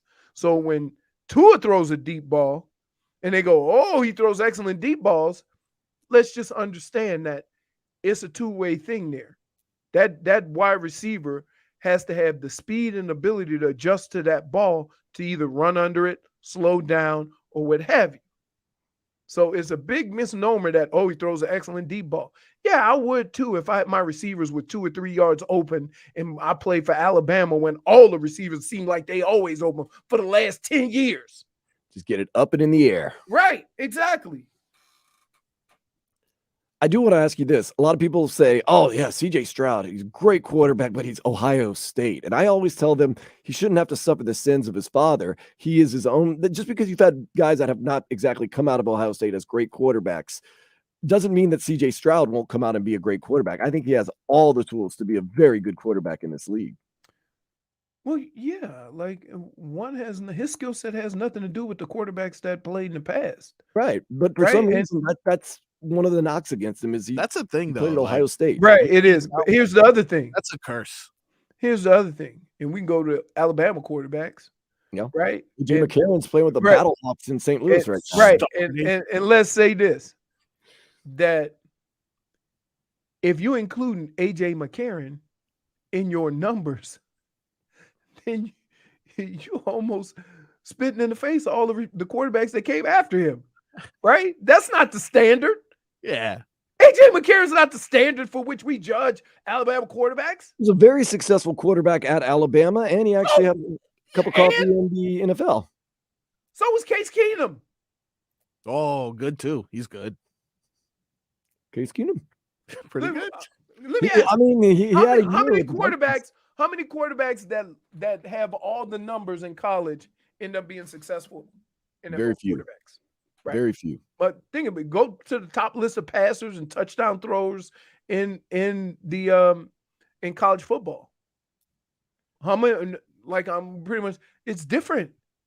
It's different. It's a different way you have to play. A lot of times, I would say this: that we're just starting to get to a place in the NFL where instead of making you play in the pocket, they are setting up offenses so you can use your skill set. Okay? Whereas before, a guy like that wouldn't even get drafted. A running quarterback wouldn't even get drafted. Right. Because, you had questions where you throw the ball. Now, with the RPO, we are bringing these athletic quarterbacks in, letting them do some RPO stuff, and taking advantage of their skill set. There was a time when you were 5'10", like Bryce Young, and you would not even be recruited or whatever you call it. You wouldn't even be a quarterback prospect. They would transfer you to a different position. And it's not just for black guys either. Doug Flutie. Doug Flutie was a great player. Right? He moved Warren around. Moon. Hall of Famer. How tall was Warren Moon? 6 feet? 6, I'd say maybe 6'1". But like everybody can't come out of college looking like Dan Marino. 6'3" Warren Moon. You lied. Dude, he ain't that tall. That's what Well, Google does lie. Listed. Google does Well, I mean, listed is different than actual. Kyler Murray's 5'10", remember? No. Really? I'm like, so I think there's something to that, though. I don't think Ohio State quarterbacks can succeed. Same thing with Hurricanes quarterbacks. I haven't seen a Hurricane quarterback succeed. But here's the problem, though. At one point, the University of Miami was quarterback you. It was. What? When was this? Like Steve Walsh, Jim Kelly, Bernie Kosar, Vinny Testaverde, Jim Kelly. Did I say one of them twice? Go ahead. And probably one of the greatest Miami quarterbacks didn't have any success. Gino Toretta? No, not Gino. Him too. He won a Heisman. He won a Heisman. I'm talking about more recent. Kyle Wright. Not Kyle Wright. He's the winningest quarterback in Miami history. He played in the early 2000s. Ken Dorsey. There you go. Yeah, that's my guy. You didn't even know him. So yeah, like it's no, it's really no, and I think we're the NFL is getting away from quarterbacks that just sit in the pocket. Right. So, like a quarterback, like look what happened to Ben Roethlisberger at the end of his career. I mean, but he did play 18, 19 years, dude. Right, but what I'm saying is everybody. He looked it. He was the thing about him is that he held the ball forever, but he was a moose, so nobody could tackle him when they got there, and he made a career out of it. But as far as getting rid of the ball on time and doing stuff like that, that wasn't Ben Roethlisberger's thing. So real quick, do you believe in Bryce Young and that he will be a great quarterback in this league? I do because, and I'll give you a perfect example of why I think that. Look at Jalen Hurts. Mm-hmm. Jalen Hurts couldn't even win the job on his own team in college. Jalen Hurts, outside of one bad half in the national championship, that one half has haunted him forever. He had one bad half. Unfortunately, it was on national TV, and he did lay an egg. And it was the biggest game of the year. He never got his job back. But that's the only bad football he ever played in. Well, I'm not say only really bad football he ever played in college, and he's remembered for that, as opposed to what he did at Alabama when he was a starter and what he did at Oklahoma when he was a starter. Now, can I ask you a question? Mm-hmm. Marcos, since you say all Ohio State quarterbacks suck? Yes. Joe Burrow went to Ohio State. Mm-hmm. Nah, Couldn't see the field. No, here's the true story. He won the starting job. Oh, I didn't know that. Then what He happened? broke his hand. Oh. And that's how he lost the job, because when it was time for him to come back, was it CJ Stroud? No, it was probably Haskins. Haskins. It was Haskins. No, was it Haskins? Yeah. I don't know, but was bowling. So that's how he lost his job. You can't lose your job to injury. I don't know, because he ended up at LSU and it all worked out. But I know the people in Ohio love Joe Burrow. Okay. So it wasn't so when you say that, they had so many damn quarterbacks in the room, right? Think about it. At one point in time, they had 2 Heisman Trophy winners sitting in the same room. Neither one of them knew it at the time. So, yeah, you can't. I'm not just going to chalk that up to Ohio State, because you also got to include Joe Burrow. So, do you believe in another Ohio State quarterback, CJ Stroud, being a great quarterback in the NFL? I can't discredit any of these guys, because I see a guy that was in college and got replaced that just went to the Super Bowl. Yeah. Right? I see a guy when I think of Tom Brady that could barely get on the field on his own team because they were trying to pump up Drew Henson. And Drew Henson, how about this? This happened so many times.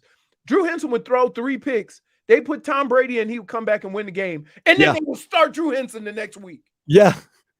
Well, that's one of the things Belichick said. He goes, one of the reasons why Tom Brady's on our radar, we saw him just come in and bail out Michigan game after game after game.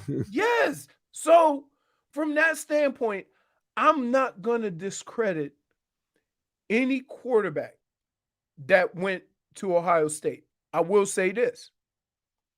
Did I have questions about Jared Goff? Yes. Did I have questions about Josh Allen? Yes. Josh Rosen? I didn't know enough about Rosen. Sam Darnold? I didn't know about all those guys. I was like, they're not as good as they're advertised, and sure enough, they've been right. As good as advertised. But I'm saying, like, these guys, Carson Wentz, right?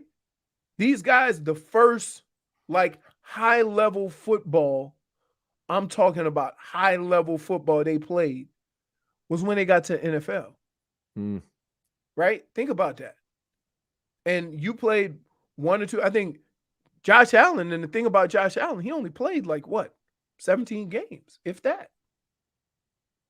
So there's a lot of things that these teams have to weed through before they make a selection. But I would say this: there's nobody that played in higher stakes football than CJ Stroud and Bryce Young. And so just from that standpoint, whether they work out or not, you know that their mindset and their demeanor is going to be ready to play big time football. That doesn't mean that's going to work out. I mean, Josh Allen, like he's working out, I think, because like he's got to show me he's not going to be Cam Newton. Right? He's got a cannon. He wins games, but he starts turning the ball over. He runs a little bit much. So is he making himself susceptible to injury? So I'm not questioning whether he's good or not, or whether he didn't deserve the contract he got, but I am seeing the same things we saw with Cam Newton. If it were that easy, the draft order would be much different every single year. So it should be exciting to see what happens next month, at the end of the month, for the NFL draft. Up next, though, we're going to find out about the damage being done here on 560 WQAM.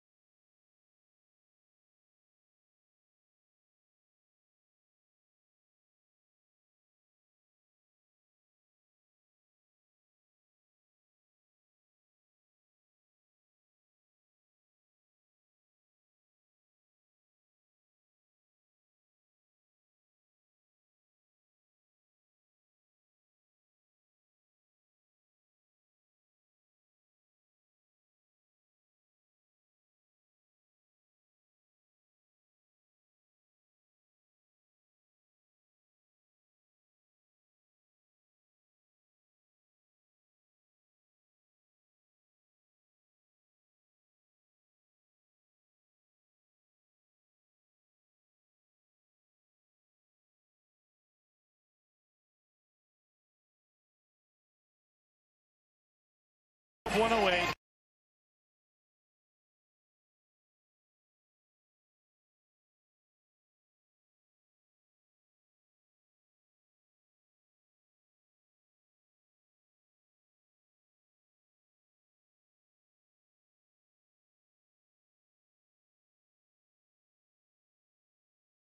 Damage is done. I've been watching, this NCAA basketball, and it's been like exciting because you have no idea what is going to happen. You think you know, you think you have an idea, but let's be clear. Ain't nobody paid one damn bit of attention to college basketball before last Thursday. Nobody, right?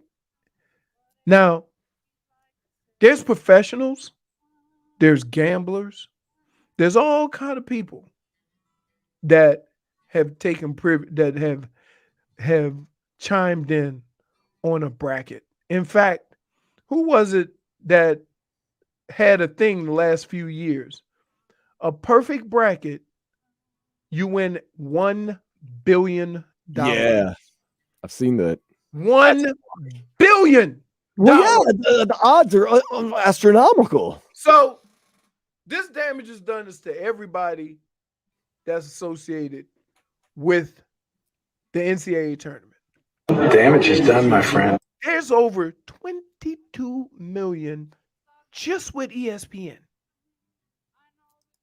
Guess how many are perfect so far? Zero. I was going to say zero. Zero. Oh. Zero. Fairleigh Dickinson. Zero. If you weren't a Fairleigh Dickinson alum, that probably ended everybody else's bracket. We didn't even make it to the second weekend. Nope. 22 million people. I'm going to tell you right now, bars are going to be empty.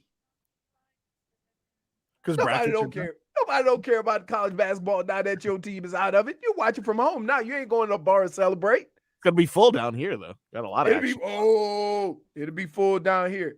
And I like here, the smartest thing the NCAA has done, they stagger the men's and women's. Yeah. Always, yeah. So you got basketball on Thursday, Friday, Saturday, and Sunday. And then you got Saturday, Sunday, Monday, Tuesday. So you're going to get 6 days of basketball, of college basketball and tournament basketball. But the fact that I guess there had to be between pools and whatever, 50 million, right? And we have a donut, 50 million, and we have a donut so far. Mm-hmm. That's why you can offer $1 billion for a perfect bracket. Yep. We got a damage is done. You talked about him last segment. Cam Newton, he is going to be throwing at the Auburn Pro Day. And he went on video the other day saying, tell me how these randoms keep getting jobs. Don't worry about it. I'm going to show you. I can't wait to show you. Cam Newton, the damage is done. The damage is done, my friend. There's no way anybody's picking him up. Can I just say this? The one skill that you had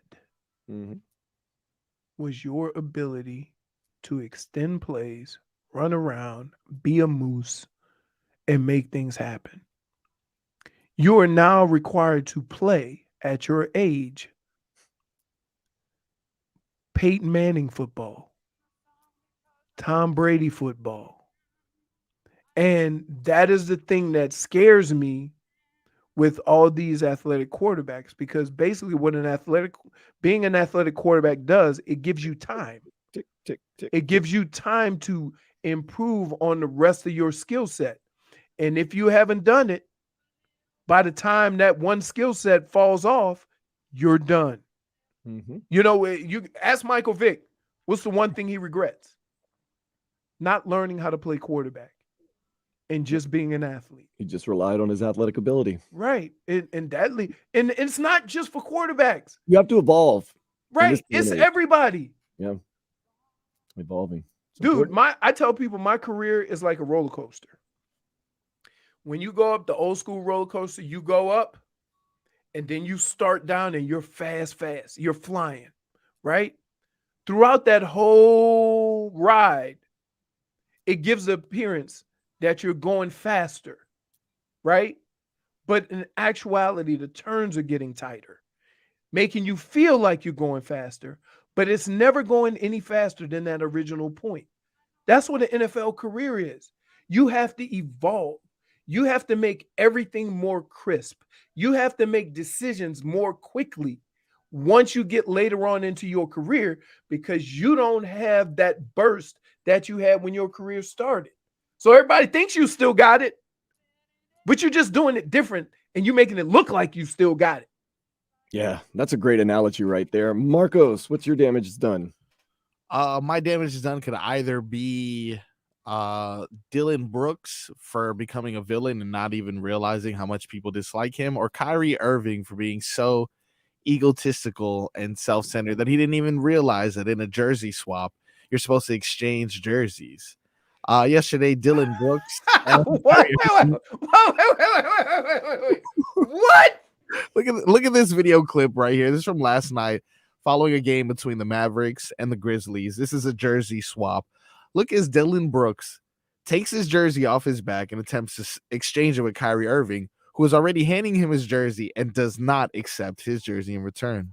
Oh, there you go. Swap. Okay. Kyrie Irving walks away. Oh, okay. You don't want mine. All right. Let's see. It's a very quick process. Dillon Brooks is taking off his jersey. Kyrie Irving already has his jersey in his hand. He hands it over.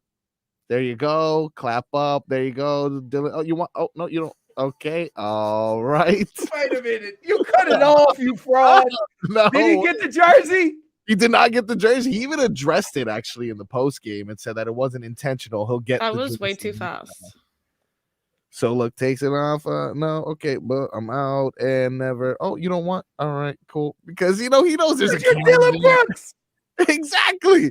He has become such a villain across the league. People don't want his jersey. And Kyrie Irving, how egotistical do you have to be to understand that? Oh, you're here, just take my jersey. Clearly, what, you don't want to give me your jersey? I don't want a Dillon Brooks jersey. That's like me exchanging jerseys with Barry Sanders. Barry Sanders don't give a damn about you my don't want jersey. It's a handoff. What am I doing this? What am I going to do with this? Barry Sanders is probably one of the most quiet, nicest guys you've ever met. He would just walk off the field. Like, come on. But you could believe that, okay, maybe Barry Sanders walked off the field because, like you said, he's quiet, he's humble, he's just going to do whatever he does. Does it a little bit believe that Kyrie Irving is like, well, I don't want a Dillon Brooks jersey. Here, you can take my jersey and then move on. Kyrie is Kyrie. He get caught in more awkward situations where he means no harm, but he does a lot of harm. Right? The damage is done, my friend. Now they're probably saying, Dillon Brooks, you are a bum. Figgy, what is your damages done? This time clock. All right, let's go to break. Thank you so much, Fig. Thank you so much, Fig. We'll be back on the Tobin and Leroy Show, 560 WQAM. The results.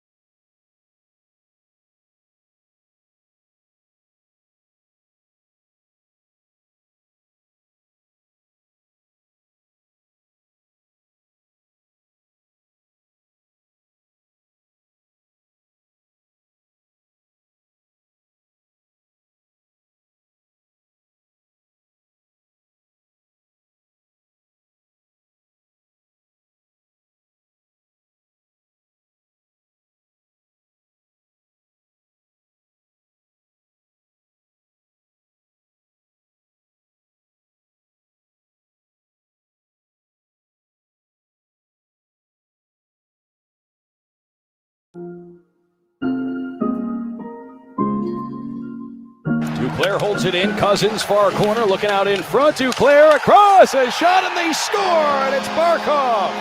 2-0 Panthers. What a setup in the offensive end. Play it in, but back come the Capitals quickly. McElrath, Kuznetsov in front. He just put it over the stick of Snively. Now a drive from the outside, and that one blocked as Farivari tried to rip it on net. 2-on-1, back the other way. Up the right side, a shot, and they score. Barkov out of the right circle, beats Kemper down low, and the Panthers have the 3-goal lead back on their side. It's 4-1. Off the end boards, Carlo battles. He's going to hold it down low in the middle of a scrum. It's held up on the end wall. Panthers able to break it free. Off to the far side, 5 seconds. Ekblad straight on at the slot, a shot blocked in front. Toronto, they score! They score! They tie the game! Barkov with 1.4 seconds to go! And it's tied at 3! Let me see when you walk. Let me see when you walk. Let me see when you walk. Let me see when you walk. Let me see. Hockey fans, don't sit this one out when it's game time. Make Celsius a part of your play and get that energy up. Game day is fueled by Celsius Essential Energy Drinks, the official energy drink of the Florida Panthers. This is Cat Talk. I want to take a look at the Panthers right now. I actually did drink some of that grape or purple that you like to call it, Leroy. That's not purple. It was a little more like grape than purple. It was That's not purple. Purple, but I still liked it. I really enjoyed it. But it's not purple. Not purple. Nope. That's the Cats, grape. they're playing with some Celsius, man. They have been hot lately, just like Paul Maurice promised when he got the job. Eventually. And he wanted them to be more defensive minded, and they've scored 9 and 5 the last 2 games, right? So Bob is having an incredible year. Alexander Barkov, congratulations. He is the all-time leading scorer in Panthers history. Last night, 614th point on an assist. You know, I don't know how you feel about assists in the NHL. I mean, they were talking about doing that in basketball. Like the come touch on. pass, give the hockey assist. Come on. You get an assist now, though, if you make a pass to a guy, he gets fouled, and he makes both free throws. No, you don't. Yeah. It's been the rule. That's been a rule for a while now. Wow. All right. So everybody cheering for him. I need that assist. Trying to get a triple-double. The Panthers beat the Red Wings 5-2 last night. Tonight, they get the Flyers at 7 o'clock, and they have scored at least 1 point in the standings the past 7 games. So they have scored at least 1 point the past 7 games. Paul Maurice says, be patient. Towards the end of the season in the playoffs, we're going to be playing the way we're supposed to be and meant to be playing. That's going to be conducive to a lot of victories. I mean, can't argue the facts right there. Yeah, you can't. I mean, like, we had questions early because it didn't look all that good. And they were losing a lot of games. But maybe, let's be clear, like, this is the run we thought the Heat would go on, right? And it hasn't happened. So I'll be interested to see how it plays out in the playoffs, because that's what we're all waiting for, right? But it's all important. Like Mama always said, it's not where you start, it's where you finish. Your mama. You never heard that? How your mama them? How your mama them? How your mama them? Big Lynn, she doing all right, man. You know. Big Lynn. Yeah, I'm going to visit family next month. I'm actually going to be back in the Big Easy next Can month. I just say this? Watch out. There's no skinny moms in New Orleans. No. When he say Big Lynn, I got Big Deborah at home, boy. Big Deb. Big Deb. Yep. Like hey, they don't play. Listen. No, let me explain to you something. Yeah. Every meal in New Orleans starts with this. A sizzle. Butter. It ain't grilled. It ain't boiled. It starts with a sizzle. Y'all don't know about Crisco, do you? Yeah, man. That big can of Crisco that you take that big scoop, put it on. That's how it starts. Food. All just fat. Fat. And you can eat till you throw up, and they're still like, you should eat a little more. You're like, Mama, I just threw up. I'm so full. No, have a little bit more. It's like, oh. Yeah. Everybody in New Orleans think Dan Day is sick. Oh, yeah. I get He's too small.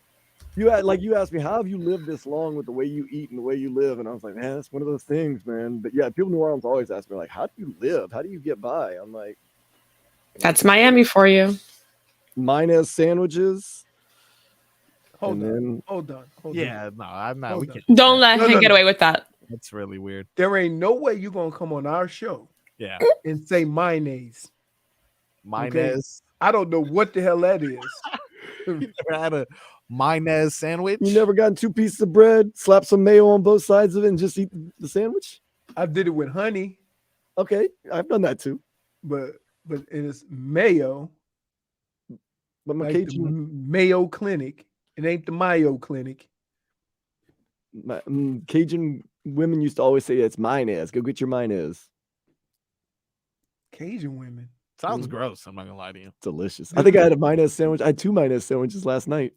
2 mayonnaise sandwiches last Go night? buy you some damn meat. Please, dude. Put a slice of turkey in there at least. No, let me tell you what Dan day. I'm gonna tell you exactly how this happened. He came home and he did that thing with the refrigerator that men do. They open it up and just peruse. And then he saw a couple of questionables in there, right? Like you could eat it, but you're not quite sure how long it's been in there. I don't even look. And then you just go to Old Faithful. Well, I need something. And that's how you end up there. You need to go get you a jar of peanut butter. I had 2 peanut butter and pepper jelly sandwiches last night too. So I had 4 sandwiches for dinner.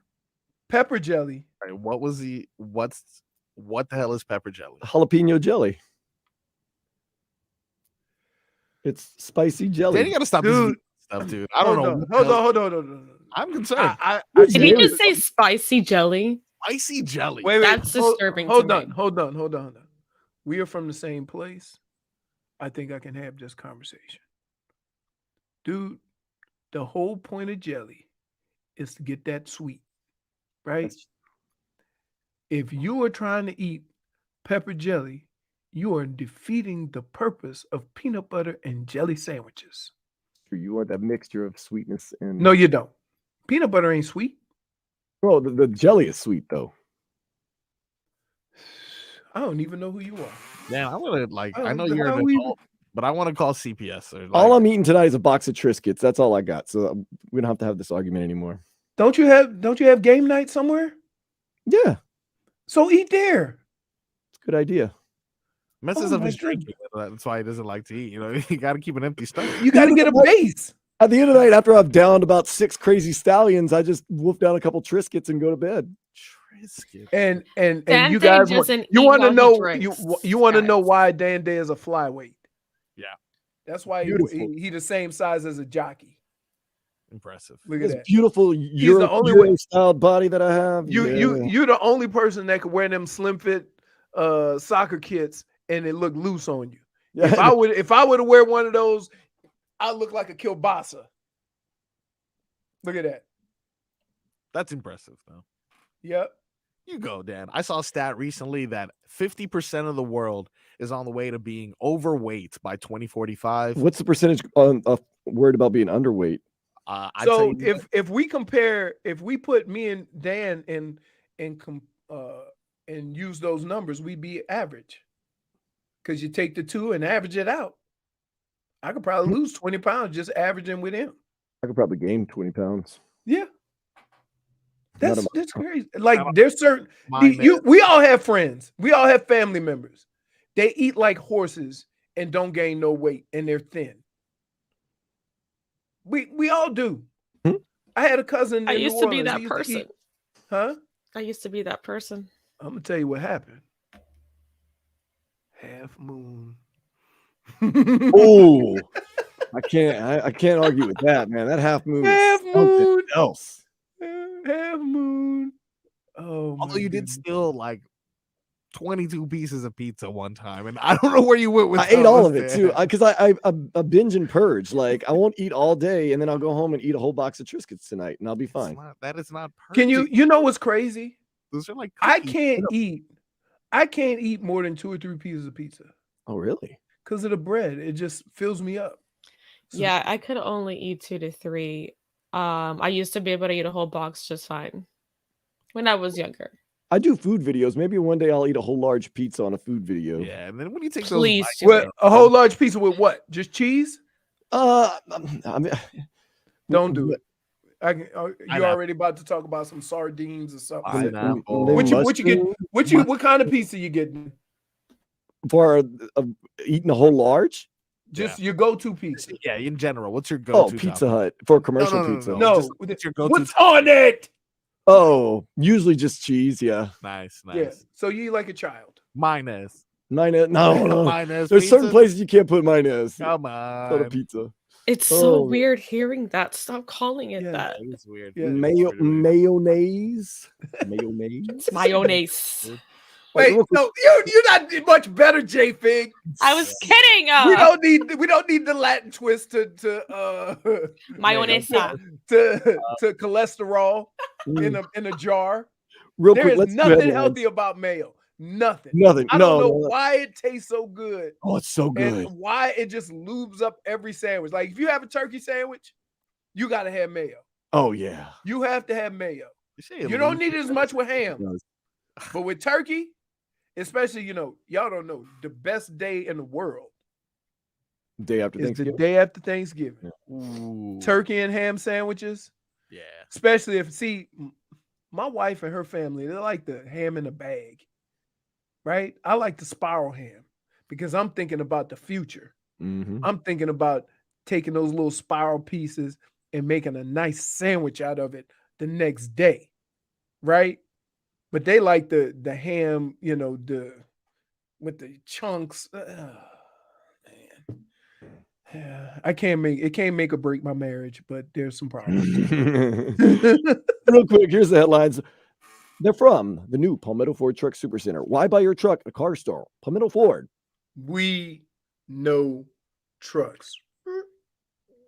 University of Miami owns the state of Indiana, or at least Bloomington, Indiana. The men and the women both eliminated the Hoosiers from the NCAA tournament. Last night it was the women taking down top-seeded Indiana 70-68. They're going to face Villanova this coming Friday at 2:30.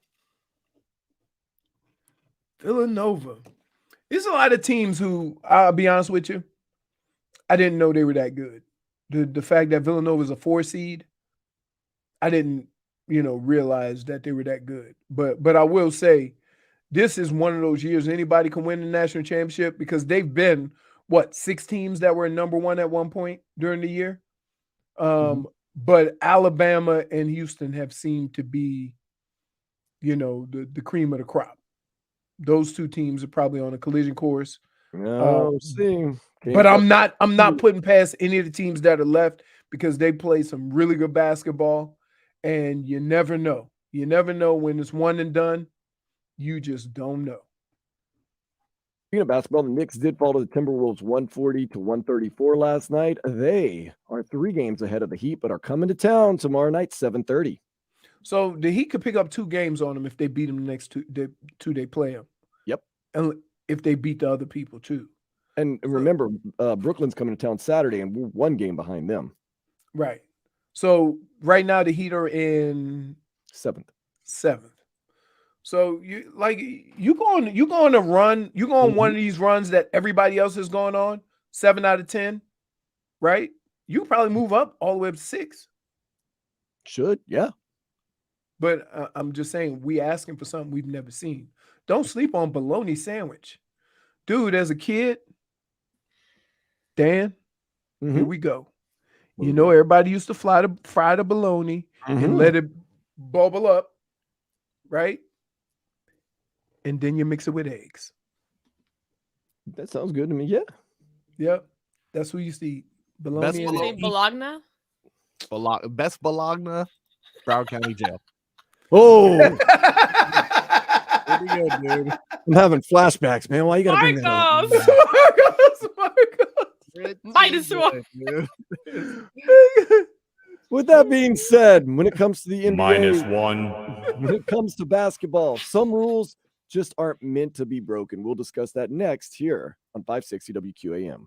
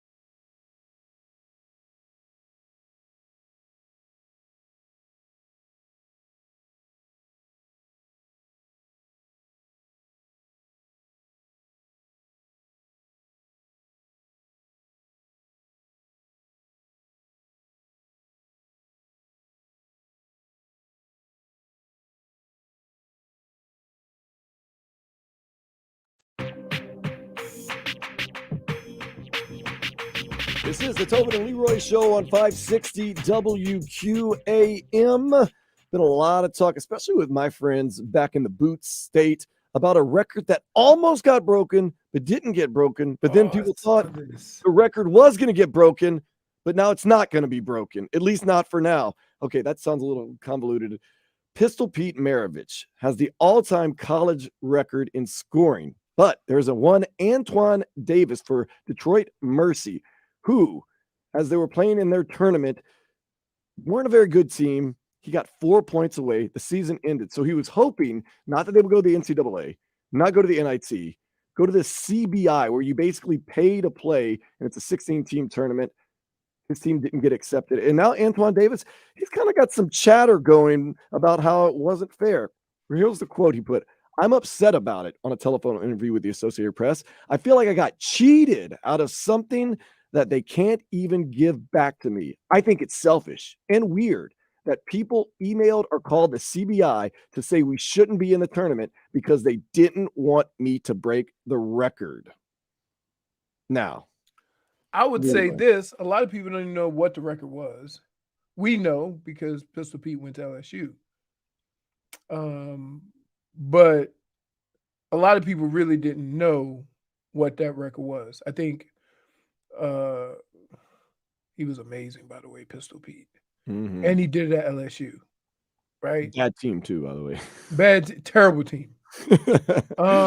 But man, I'm a big fan of history, man. I'm a big fan of seeing records being broken and being a part of it.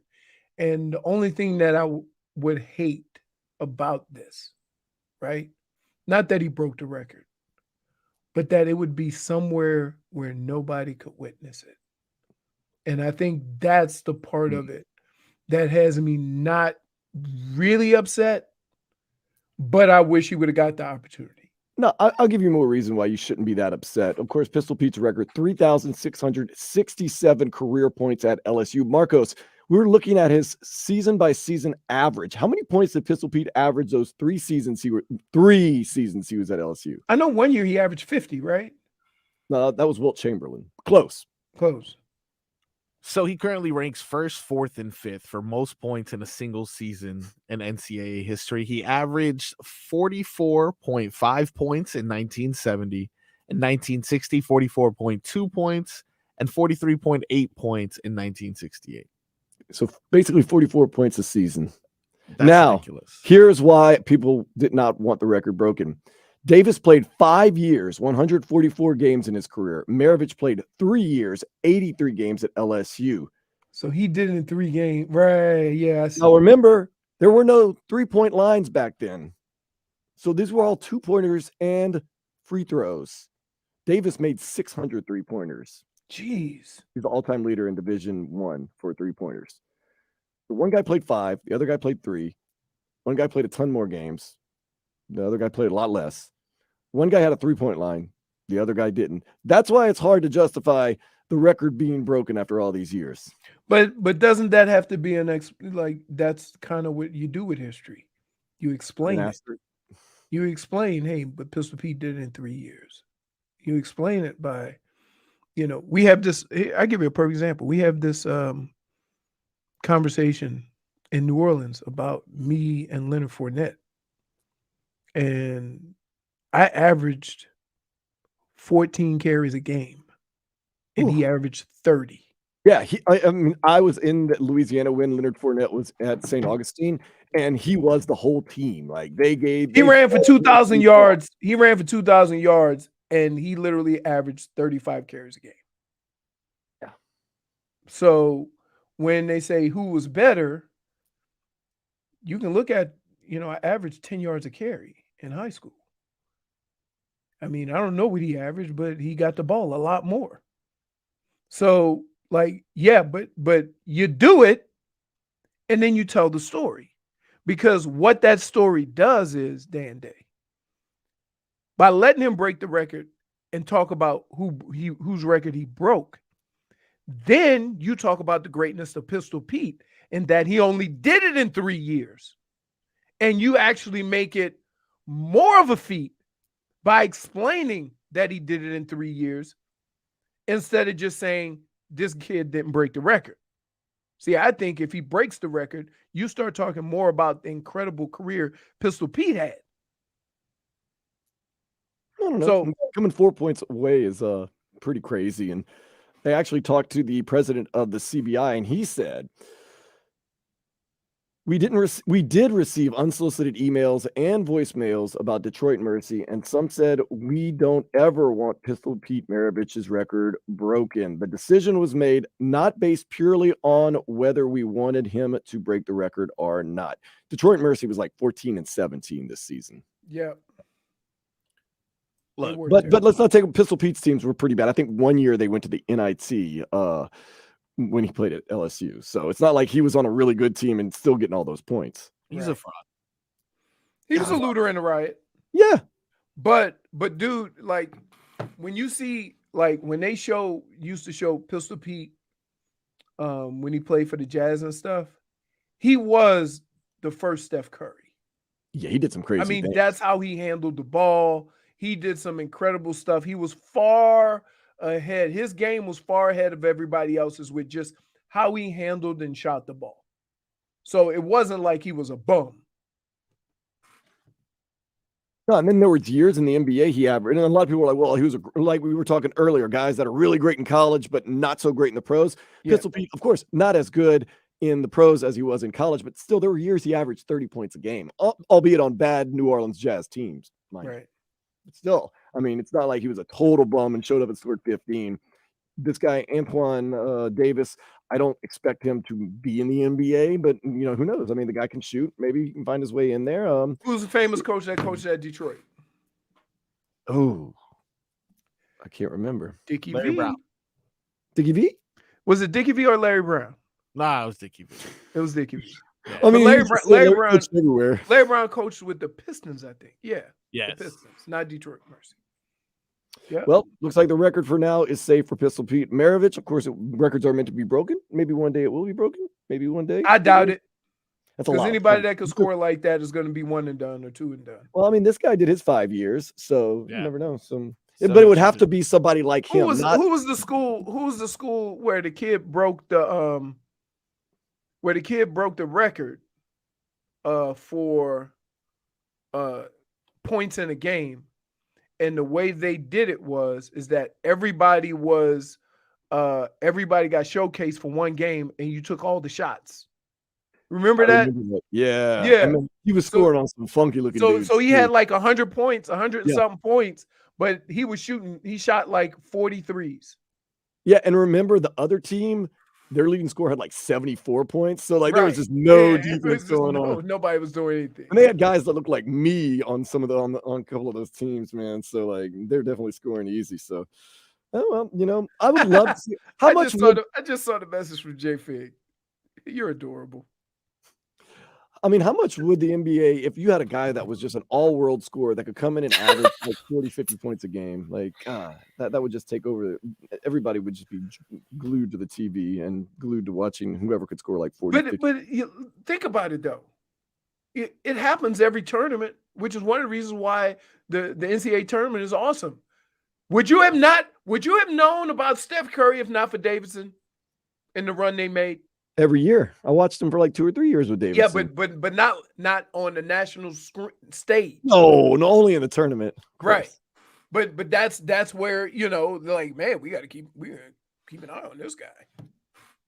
Making runs with Davidson. Yep. We're gonna make a run to Twitter and check out what's trending. Hashtag what's trending's next on the Tobin and Leroy show here on 560 WQAM.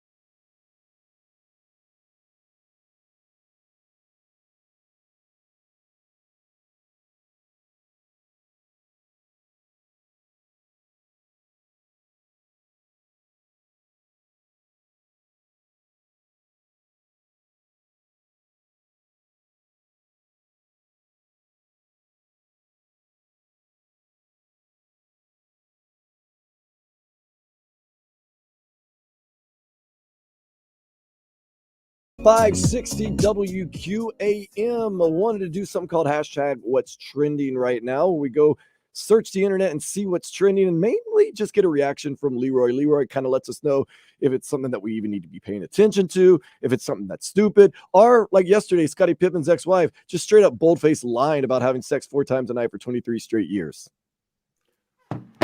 Come again? You remember that yesterday, Scottie Pippen? Are you serious? Yeah. Oh, pardon the pun too, by the way. Yeah, that's was that really? Did you mean to say that, or was you? What? Oh, I don't think You didn't mean that wasn't a joke? Oh no. I mean, it's bad and good at the same time. Should we -1, Daniel? Yeah. And day -1 for dirty thoughts. All right. -1. I'm going to start with something a little more wholesome and a little more sports oriented. DeAndre Hopkins is trending all over the place. He was spotted and pictured at Logan Airport in Boston. A lot of people saying he's going to be the Patriots' new #1 receiver. Leroy, what do you think about that? I don't like it. They trying to make chicken salad out of chicken poop. So you can get all the talented wide receivers in the world. If that ain't your guy, it ain't gonna do no good.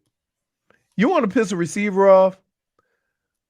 Pay him a lot of money to come in and make things happen, and you don't have a quarterback that could throw it to him. Got that old man body quarterback. So, I mean, he probably listen. You go chit chat, and if somebody else sees you serious, the price gets up a little bit. That's all. I have a hard time believing he wanted to play in New England, though. The only person that's ever had a lot of success in New England was Randy Moss. And that's because, well, he was Randy Moss. And he didn't even win a Super Bowl. Nope. They went undefeated and lost to the Giants. Randy Moss has got to be like, I'm done with this winning season and losing at the end. I will say this, though. Every player, every person that has been disgruntled in New England still loves Tom Brady, right? I mean, they never say anything negative about Tom Brady. No. I mean, Randy Moss even one time after a game, I guess I don't know who he was playing with, but they lost to New England, and he was just praising the organization and praising Tom Brady and praising Belichick and how they did everything. People were like, well, they just beat you. He's like, hell, I just got to speak the truth. Right. I mean, that's like, it's hard. Fans don't understand you giving the other team credit. Right? Fans think that no matter what happened in whatever sport, you could have won that game. If not for this, if not for that. They never want to ever admit, man, that team's really good. We just got beat. Right? No. You have to go out there for blood, and you have to represent for us. I mean, it don't mean you're not representing. I know. Going out for blood? Jeez, dude. Marcos, you got something else that's trending right now. I do, man. I got something that's trending, and it's good to talk about this sport, man. This sport takes me back to my childhood. It's the reason why I'm in sports radio, No, it's not. That's probably not at all. Slam is back after an 11-year absence, I think. I don't know how long it was gone. After more than 20 years, slam ball is officially returning. Not sure if you guys are familiar. I actually have a picture here I can pull up. Slam ball was that basketball game with the trampolines and stuff. So that is making a return. Apparently, they have $11 million worth of investors up front, and that's from anyone, including Michael Rubin and Blake Griffin, even, which, of course, he'd put some money into something involving dunking. But, yeah, so that's going to be fun. I think, personally, slam ball should hook up with Ice Cube's Big 3 League, and then we should have all these old NBA superstars on trampolines. I don't know. Maybe it's that's going to end up well. Yeah. No one's gonna get hurt at all. Oh, no. I mean, ISO Joe is out. Imagine Jackson on a trampoline. It's crazy. Wait, so first of all, yeah. One of the things I enjoy about basketball is seeing guys with these ridiculous hops. I know. Jumping over people. Trampoline under there. Man. No, it doesn't work. Boing. Remember when Blake Griffin jumped over a car? Unimpressive. Now I want him to jump over a car on top of a car because he's on a trampoline. I have high expectations, and I think Wait, you think Blake Griffin ain't gonna break a leg? No, Yeah, tear an ACL. I mean, look, what is he even doing in the NBA anyway? He's on someone's bench somewhere taking a 3-point shot. Wasn't it with the Nets? Yeah, but I think Still with the Nets? when Kevin Durant left, he kind of just dissolved. I think he just kind of blew away in the wind. But How slam that's ball, all gonna end up torn ACLs probably. But how do you think it's gonna end? like this. I remember. Wait, here's The okay, Celtics. So, are you Celtics. guys fans of King Queens? What's that guy's name who was on there? Kevin James. Yes, Kevin James. Paul Blart. Yeah. So Kevin James, Oof. they had slam ball, and he did slam ball, Yeah. and he got so excited he jumped Yep. and hit his head because he jumped underneath the rim. Oh no. And he jumped and hit his head on the rim and collapsed. Yeah, I bet that's gonna happen. Right. They're gonna have a 6-week regular season and a playoff in July in Vegas. Come on, that has all the makings of irresponsible sports and fun. I put that right up next to axe throwing. I was going to say, speaking of sports that kind of initially look good, but has anyone watched a minute of the XFL or USFL, whichever one is going on right now? I think they're both going on. No. I think it's XFL right now. I will tell you what sport sounds interesting, but it's really terrible. Slap fighting. Cricket. Oh. Oh, Cricket. slap Cricket. fighting. Yeah. Cricket is almost as big as soccer in certain countries. Like India and I stuff don't like know that. why, Yeah. though. Really stupid. It's like backwards baseball. Yeah, whatever though. The games last for 3 days. What the hell? Some games do. Can't deal with that. Cannot deal with that. How do you set aside a block of 3 days? Like, hey, honey, can we load up on some pizza and some snacks because I'm going to watch a 3-day long cricket match. Yeah. No thanks. Call work. Sorry. Cricket? Nah, I'm all right. How does that go? I would rather watch the slap league than No, that's No. just scene. You want to see the highlights. Once I saw the picture of dude get knocked out, yeah. that I'm done.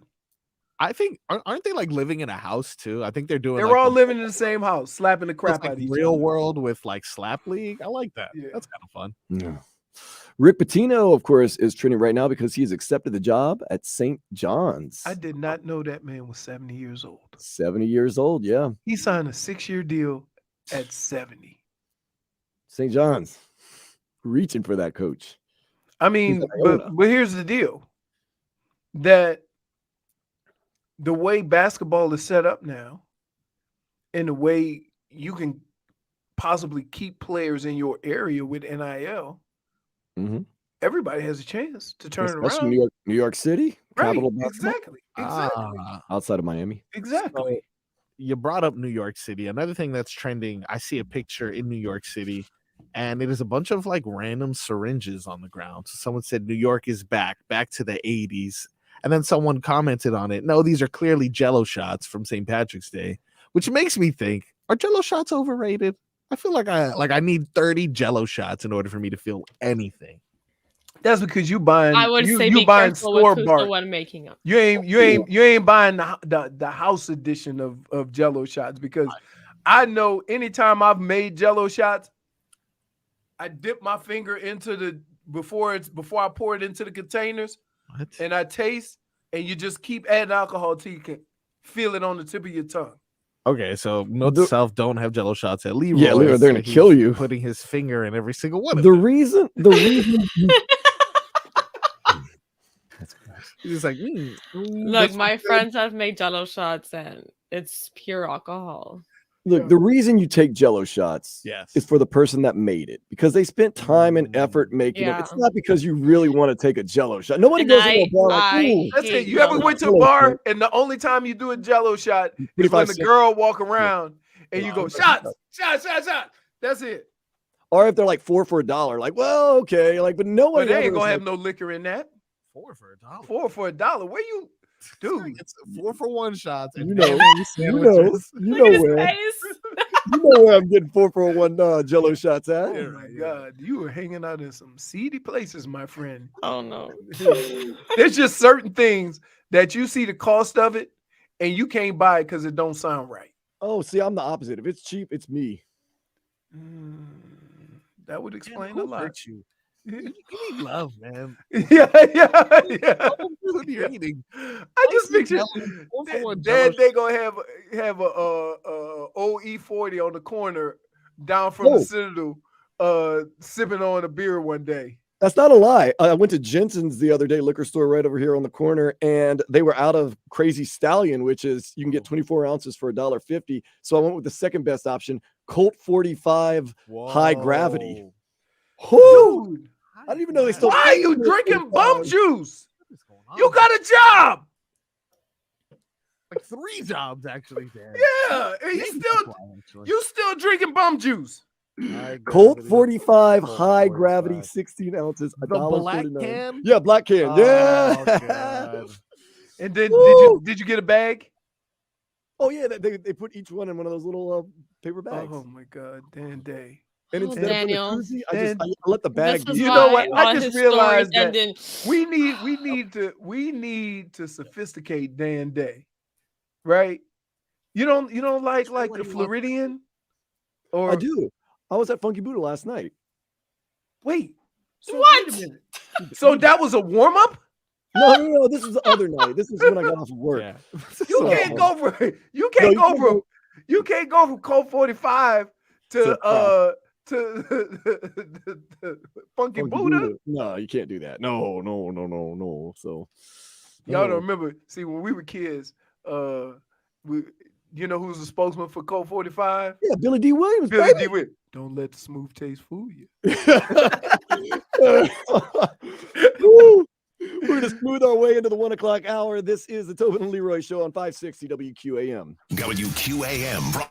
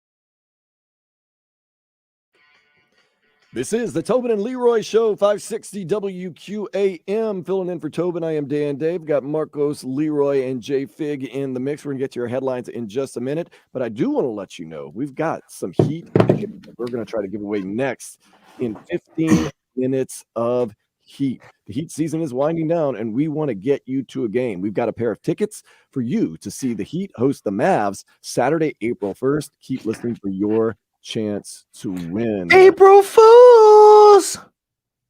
Yeah, I thought that was gonna be an April Fool's joke. When we No, we're gonna get that letter. Yeah. We are the first people that get that message. This show, we are the first. Oh, you guys, yeah. So you know what I did one year? So I did a show with Eric Reed, and I have a friend that I went to school with. Her name is Chris Webber. So I told him I was having Chris Webber on, but he had to send the questions. So I got the questions, I sent them to her, and he started talking, asking a bunch of questions, and then she responded. Oh, he was hot. He was hot. I'm not big into the April Fool's jokes, man. I'm all into good fun, right? But like Lynn put the kibosh on it. That's fine. I mean, But even just in regular life, I don't really pull those pranks very much. I don't do it around the house. I just scare the crap out of everybody. And that's what you call a Tuesday. Yeah. That's a normal day for you. Yeah. Well, what is like a April Fool's Day prank that is lighthearted enough that you feel, both parties would be okay with it, but still gets the point across? I feel like there's like a thin line between those two. No. If you don't get a reaction out of the other person, then it ain't done well enough. And the only softball you could throw is that they'll figure it out. Right? So there's no in between. You're either all in or you're not. But wait, Leroy, didn't you plan on terrorizing kids for Halloween at your house? That's true. You do that. Yeah, but we had a block party, so I couldn't do it. So I'm thinking your April Fool's jokes might be kind of vicious. No, I haven't done any in a while. I've got a couple that I've been thinking about doing since I was a kid, but never had the guts to do it because I understand what my parents would do if I did. But you tell me if this is going too far, and if this happens in the Odyssey building, this is just a coincidence if anyone's listening. Replacing the water in the toilets with clear Jello. What do you think of that one? You can't do it. I say do it and find out what happens. It can't get cold enough to gel it. I'm saying who's pranking who right there, to be honest with you. I don't know, just imagine, you go to the bathroom, you go all I'm picturing right now is somebody in there doing work. They in there doing work and they flush and nothing, and they just sit like you pooped in the grass.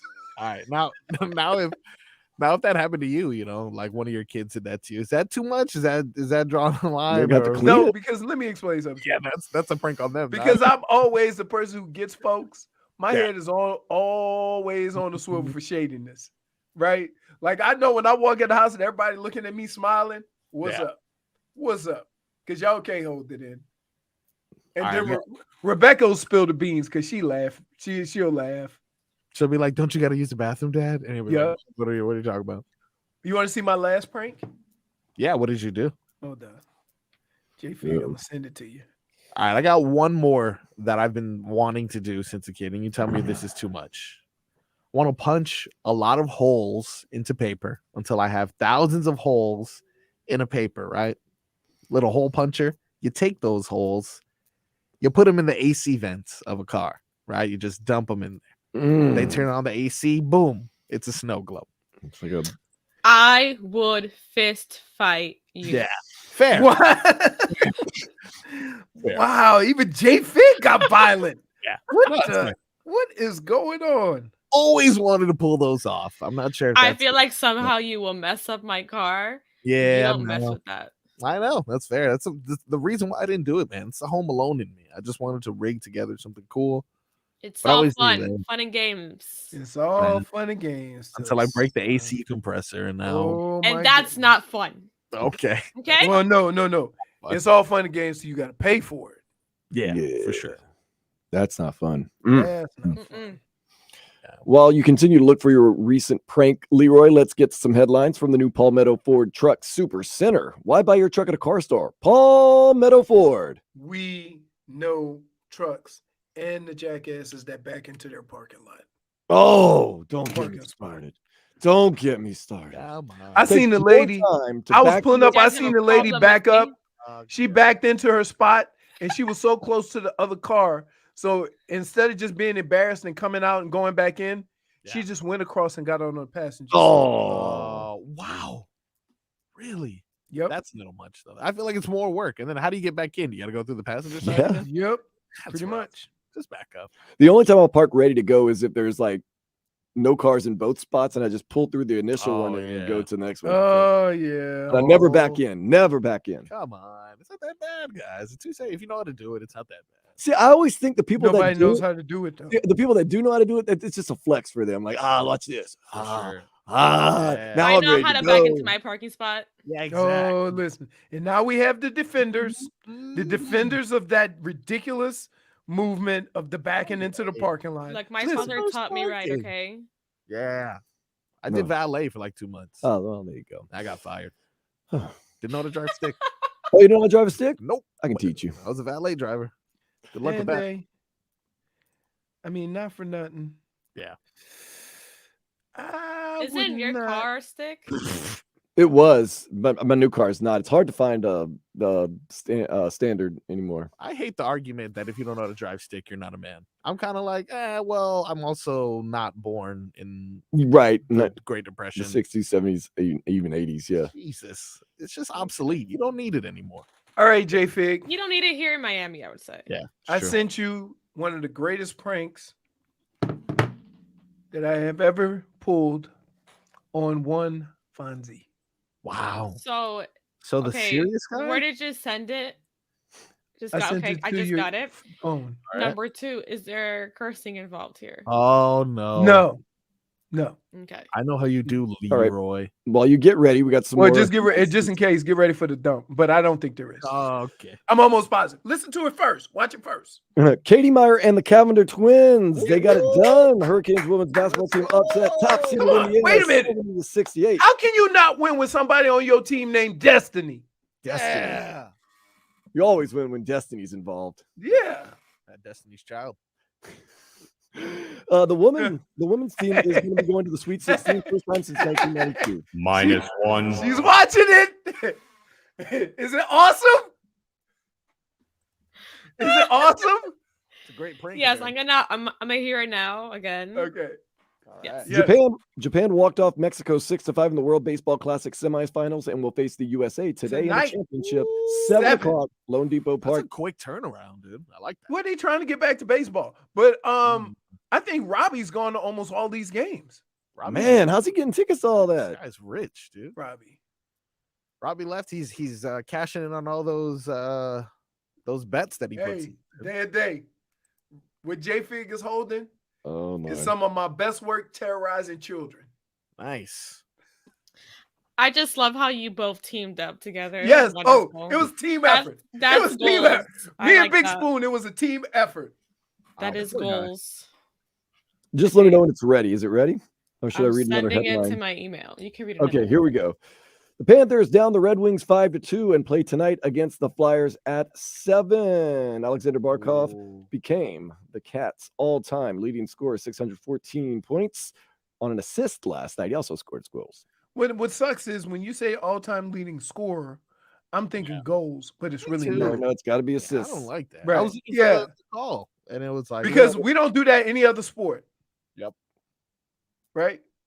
We don't do that any other sport. Include the assists with the points. One would say a passing touchdown is an assist.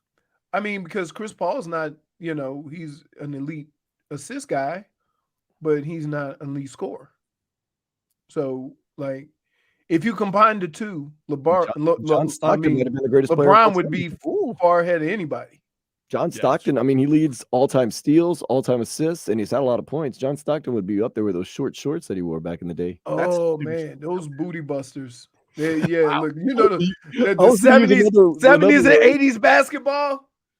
Like No, yeah. but remember, even in the 90s, like when everybody else had baggy pants, he custom tailored his to be like the short shorts. He Here's liked the it. worst part. It went from short shorts to the pants that them being past your knee. Yeah. Arkansas Razorbacks, they started that. No, they didn't. I thought they did. They were in Michigan last- did. The Fab Five. Oh, yeah, that's probably right. Did they? Yeah. Arkansas? Okay. Oh, so it was Michigan. Okay. And I remember the guys from Arkansas mopping the floor, dusting the floor with some of those long shorts that they were wearing back in the day. Goodness gracious. Oh, man. Of course, the Canes men's team, they defeated Indiana. They're preparing for a Sweet 16 matchup with top-seeded Houston Friday. Oh, wait. At Here we go. Whoa. So, Sorry, You gotta- okay. It immediately started playing, but here we Go go back. again. Here you go. All So right. this is me and Big Spoon pulling one off on Fonz when he was younger.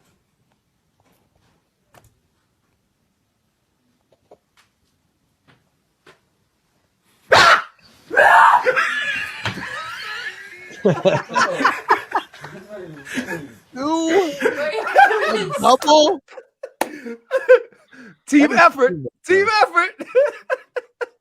That was like a wrestling tag team. He gonna put y'all in a home when you get older. But no, you know what Put it y'all is? in a home. Let me tell you why. Because Fonz is the oldest kid I have ever met in my life. Right, He's you told us that. responsible. He's quiet. He's well-mannered. So periodically, I like just messing with him. Right? And yeah, so I got him. He's gonna put y'all in a I love home. it. Mom, if Big Lynn tried to do that to me, I'd put her in a home right now. I'll be like, go. If who? Big Lynn. That's a Big that's a Lynn. mean joke, man. My heart would probably like miss a beat or something if I had. No, you wouldn't. Then you're you lucky know what you you would didn't say? grow up in my They would get family. scared like that. You say, somebody hand me my beer. I ain't got time Depends for on this. my reaction time, you know. It depends on what part of the day you're getting me at. But yeah, like you get me tonight at like 11 o'clock. Yeah, I'll be all right. But right now, whoo, I get nervous when cars honk around me. Ooh. I'm telling you, no. I'm pretty laid back. But I used to terrorize the whole studio. I used to scare everybody. But now there's nobody there to scare. And I already got Joe so many times, it's no fun no more. No, you know what the epic one is? When you and I teamed up against Marissa. Oh yeah. That one was amazing. See, J-Fig was the setup. No, come on, it's okay. We were talking about lunch. Oh, but I get That was great. And also when we scared Sabrina. Oh yeah. Yeah. You guys just find joy in terrorizing people? Yes. Absolutely. It's great. There's nothing else to do. Well, you could do your job, but it's okay. No, I wouldn't stand. We'll just terrorize people. There's nobody to scare there. Yeah. No. It's all good. Lupe. We could just scare Lupe. That's Oh it. no, I'm I not scared Lupe. I've I gotten her actually so many scared her a times. couple of times this weekend. She gets angry. She gets scared all the time. Like I'm standing by my locker and she'll walk out of the bathroom like, oh God, Dan. I'm like, I'm standing here. Wow. I almost hit that dump button, but I forgot your name was Dan. Dan. Hey, Dan. I'll tell you what, you've been on the outskirts of the dump button all day, Dan. Just you like take a look at it, keep it moving. Know what I'm doing. I live close to the edge. What can I say? That's what he does. Actually, my roommate Heat Colt is on. He can vouch that I was drinking a Colt 45 high gravity. Wait. What'd you say? Yeah, what is my roommate is Heat Colt. Your roommate is he Colt? Yeah. Your roommate is Oh. He can vouch for me for drinking Colt 45 the other night. Whew, I can't. Colt 45 is tough. Billy D. Williams. What's the tagline for it, Leroy? Don't let the smooth taste fool you. It ain't nothing smooth about Colt 45.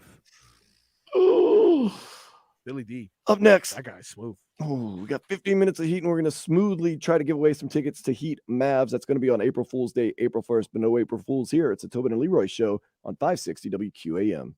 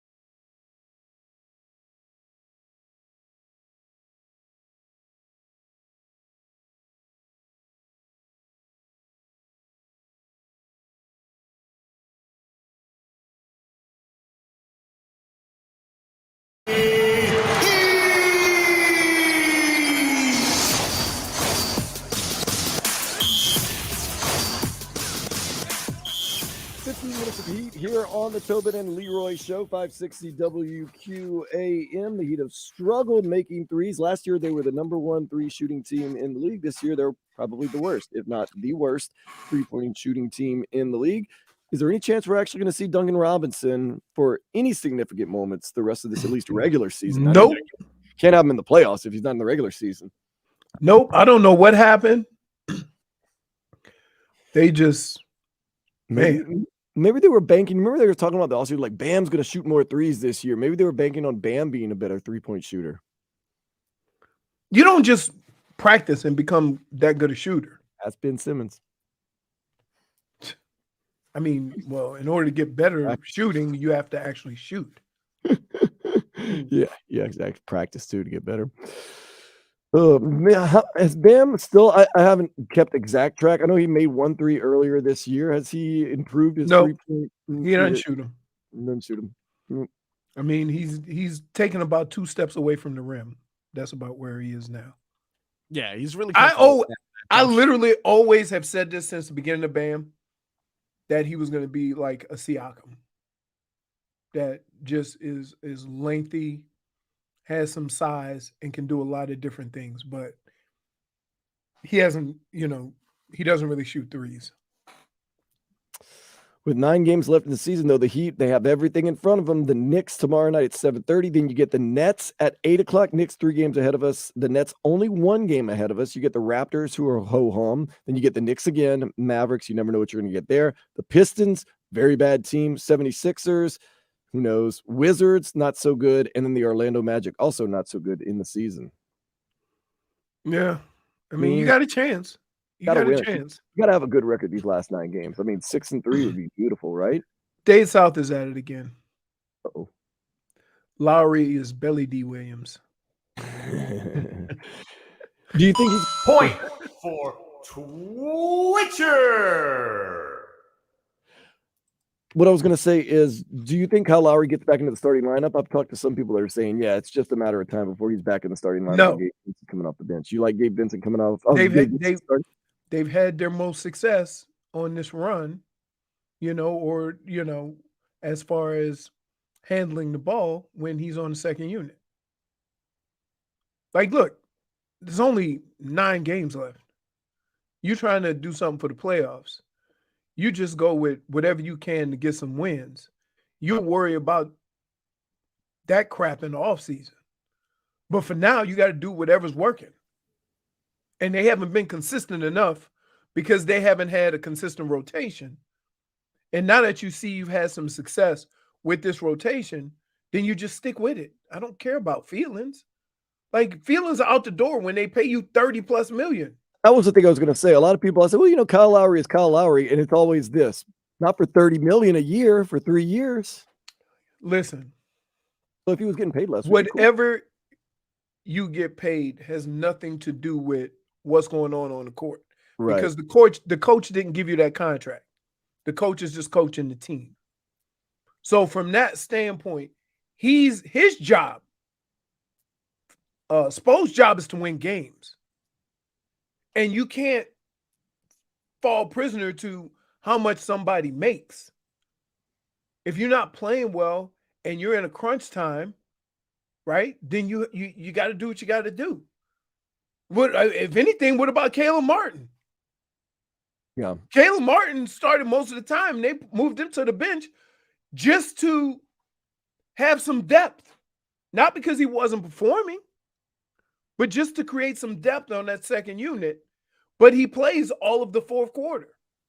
So what's going to happen is we're going to have the same situation we had last year. You going to take care of Caleb Martin? Or are you going to let him walk?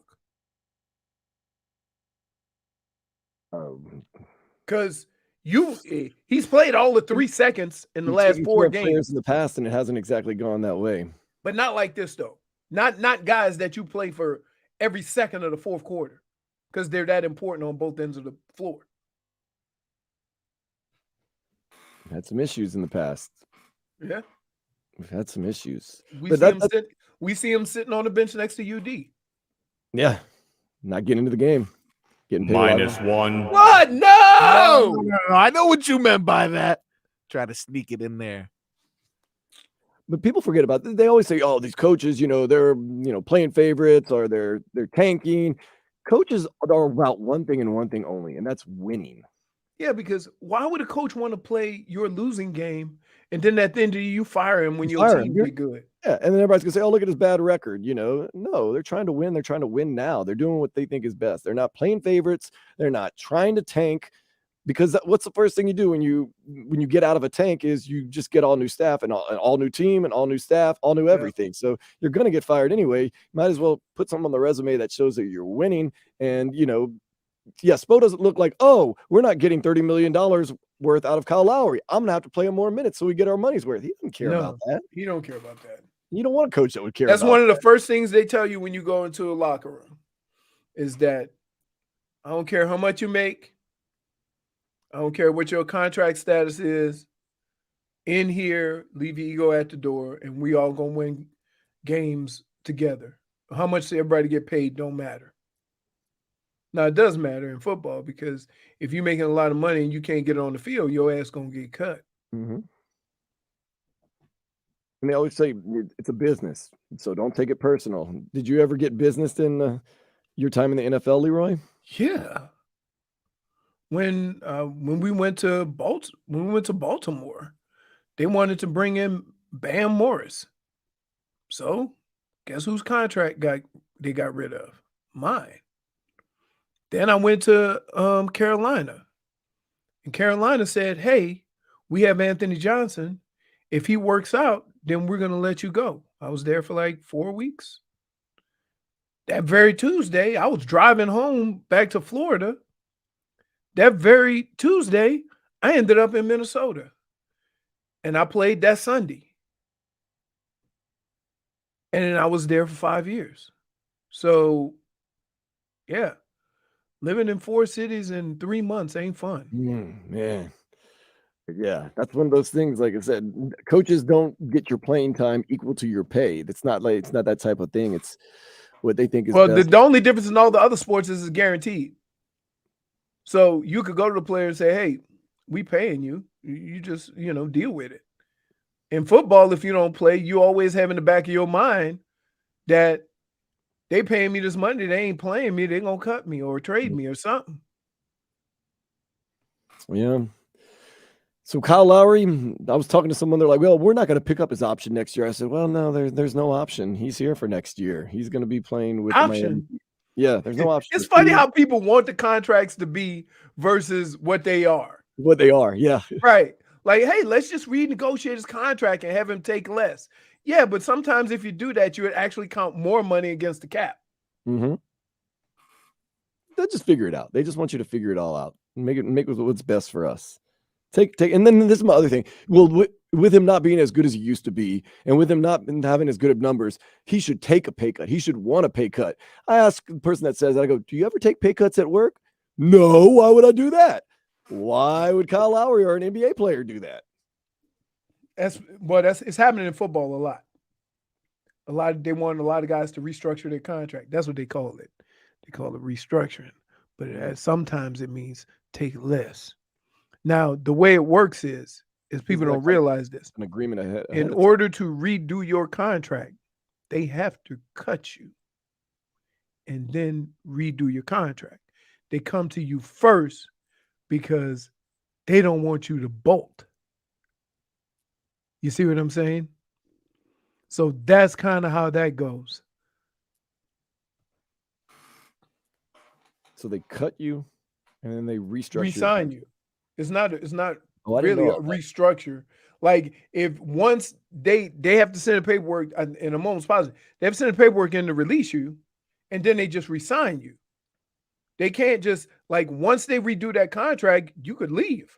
So that's why they negotiate all that stuff beforehand, and it ends up either being a negotiation or like in say Braxton Berrios' case, they just said, we want to restructure your contract. He said no, so they cut him.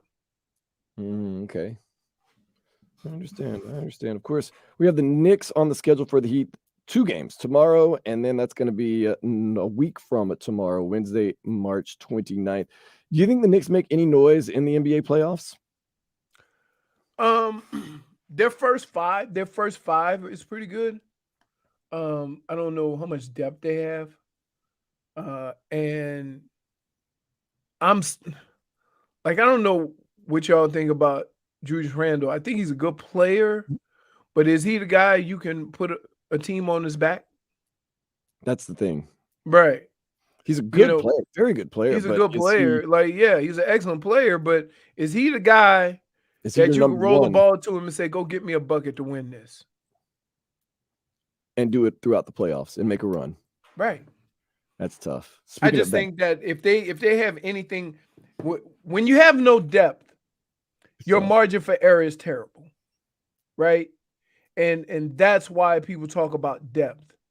If somebody gets in foul trouble, if somebody does anything, somebody gets hurt, it hurts you more than it does other teams because you don't have any depth.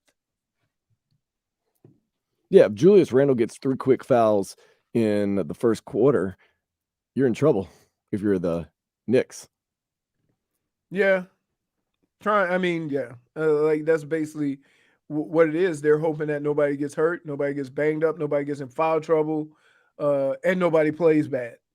Yeah. That's a lot of things. You might have that happen a couple of times during the series, but to say you're going to have it for 6 or 7 games for 4 straight series is being a little ridiculous. Yeah.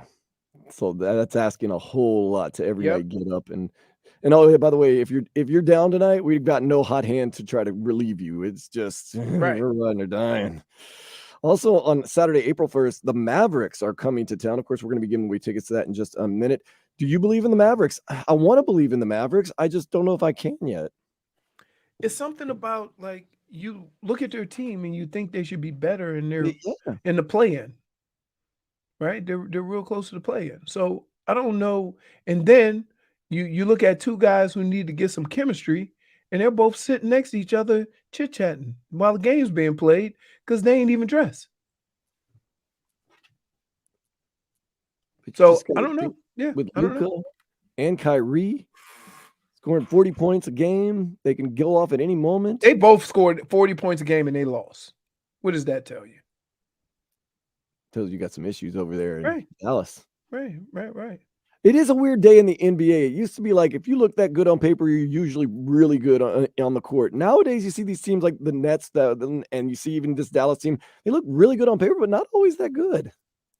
It takes a while to and that's what I was saying about the Heat earlier on in the year, that it takes some time to get back into the flow of who does what and how you do it and all of these things. But for some reason they think, oh, we can just add this piece and we're gonna go. Well, you have 2 very similar players, 2 guys who dribble the ball around. So how are you y'all gonna have to either run some offense or share the ball. You got to work through those things. And I think that's one thing people take for granted is that you can't just put a team together. They have to have some work together. They got to be able to be like, everybody says great players could always play with other great players. But if you have the same skill set, you have to be able to work out the kinks in how you're going to play together and how you're going to be successful. And I think that's one portion of that we're just ignoring. It's like every relationship. You have to take some time to figure each other out and how you suit each other best. Dan? Yeah. -1 for just the sheer thought. -1. That you given relationship advice on the radio. I love how he's like, yeah. Lying. I'm going to shut up. I'm not lying about this, though. Marcos, what caller do you want to take right now? We're going to be giving away some tickets to that Heat Mavericks game I was talking about on April Fool's Day. No April Fool's, though, right there at the Miami-Dade Arena. I want caller number 63.5. Goodness, you can't do 63.5. All right. Seriously, there's regulations that we can't actually joke around about this. You have to give me 5. Okay, 5. Yeah. There's regulations. Sorry about that. But we also apparently have some NCAA tournament trivia. And I'm all about trivia. I was at Funky Booty last night, downtowner in Fort Lauderdale tonight. Marcos is going to ask us some trivia questions about the NCAA tournament, and we're going to answer those next here on the Tobin and Leroy Show.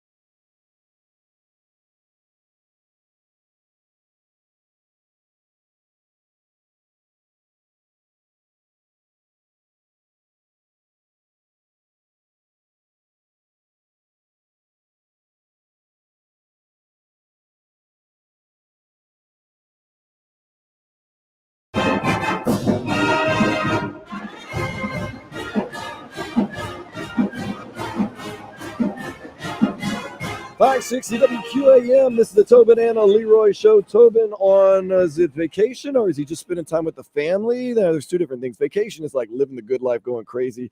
Spending time with the family is not so much vacation. I would guess. No, Kissing a Pikachu yesterday. It was very strange. that's what he said. Yeah. So, you know what happened to me yesterday? I was Yep. driving down 136. Yep. And a bird almost flew in my window. A duck. And then what did you do? Jay Figget? No, it was coming towards me, and like right at the end, he turned. And I was like, "Oh my goodness, this is great!" It's bird season. Story time. J-Fig's a murderer. What we hunting, J Fig? We hunting birds. It's birdie season. Birderer. All right, you guys ready for some March Madness? Daniel, you're not allowed to call me that. Still a No, I wasn't calling you that. I was just repeating the word. I don't know. Never heard it. I'm not accusing you of anything, Figgy.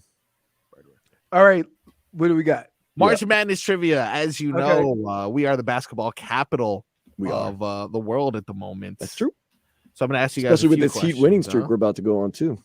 Is this all multiple choice? It will be multiple choice for you, young Figgy. It will be multiple choice. And honestly, for me too, because if I didn't have the answers, maybe bit off a little more. We could chew in these questions. A little bit. If I didn't have these answers in front of me, I wouldn't know.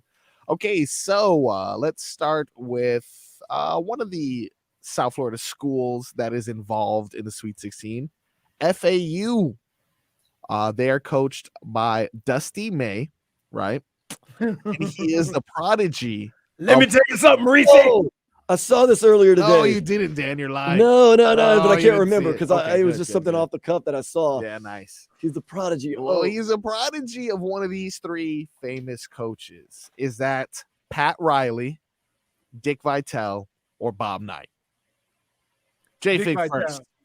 All right, so he says Dick Vitale. J Fig, who do you say? Pat Riley, Dick Vitale, or Bob Knight?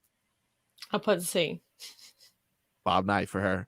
Dan Day? I thought I saw Bob Knight also, so I'll go with C. Also Dan Day, copying Figgy's answer.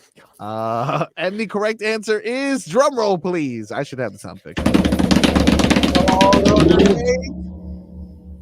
Wow, that is a very weird sound. That is most likely someone's worm or something. And Scooby's involved. Now someone's drilling. Someone's drilling at the radio station. Nice, perfect. I mean, when I say drilling, that was like a manual drill. Thanks for the clarification, Daniel. There's a dentist in here. I've been known to use double entendres and euphemisms a lot in my life. So Is that a French word? You kind of said it that way. entendre. The correct answer is Bob Knight. So I didn't copy your answer. I did see that earlier today. So you I was cheated prepping for the one show. way or another. Prepping. So you cheated. Studying's not cheating. Okay. Studying's not cheating. Remember that.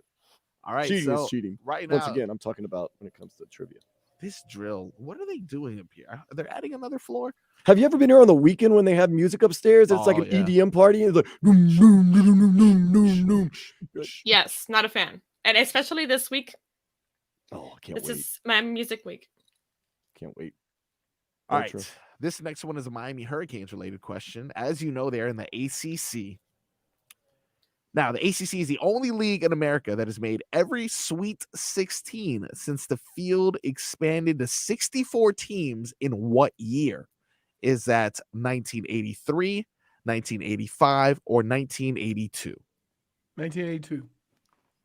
Leroy picks 1982. Again, those choices are 1982, 1983. Why would you give the answers so close to? This is stupid. That's like the FCAT. It's like the FCAT. It does it. I don't know. You know, sometimes you're like, oh, this is the answer, and then they give you that little tricky one. I'm gonna say 85.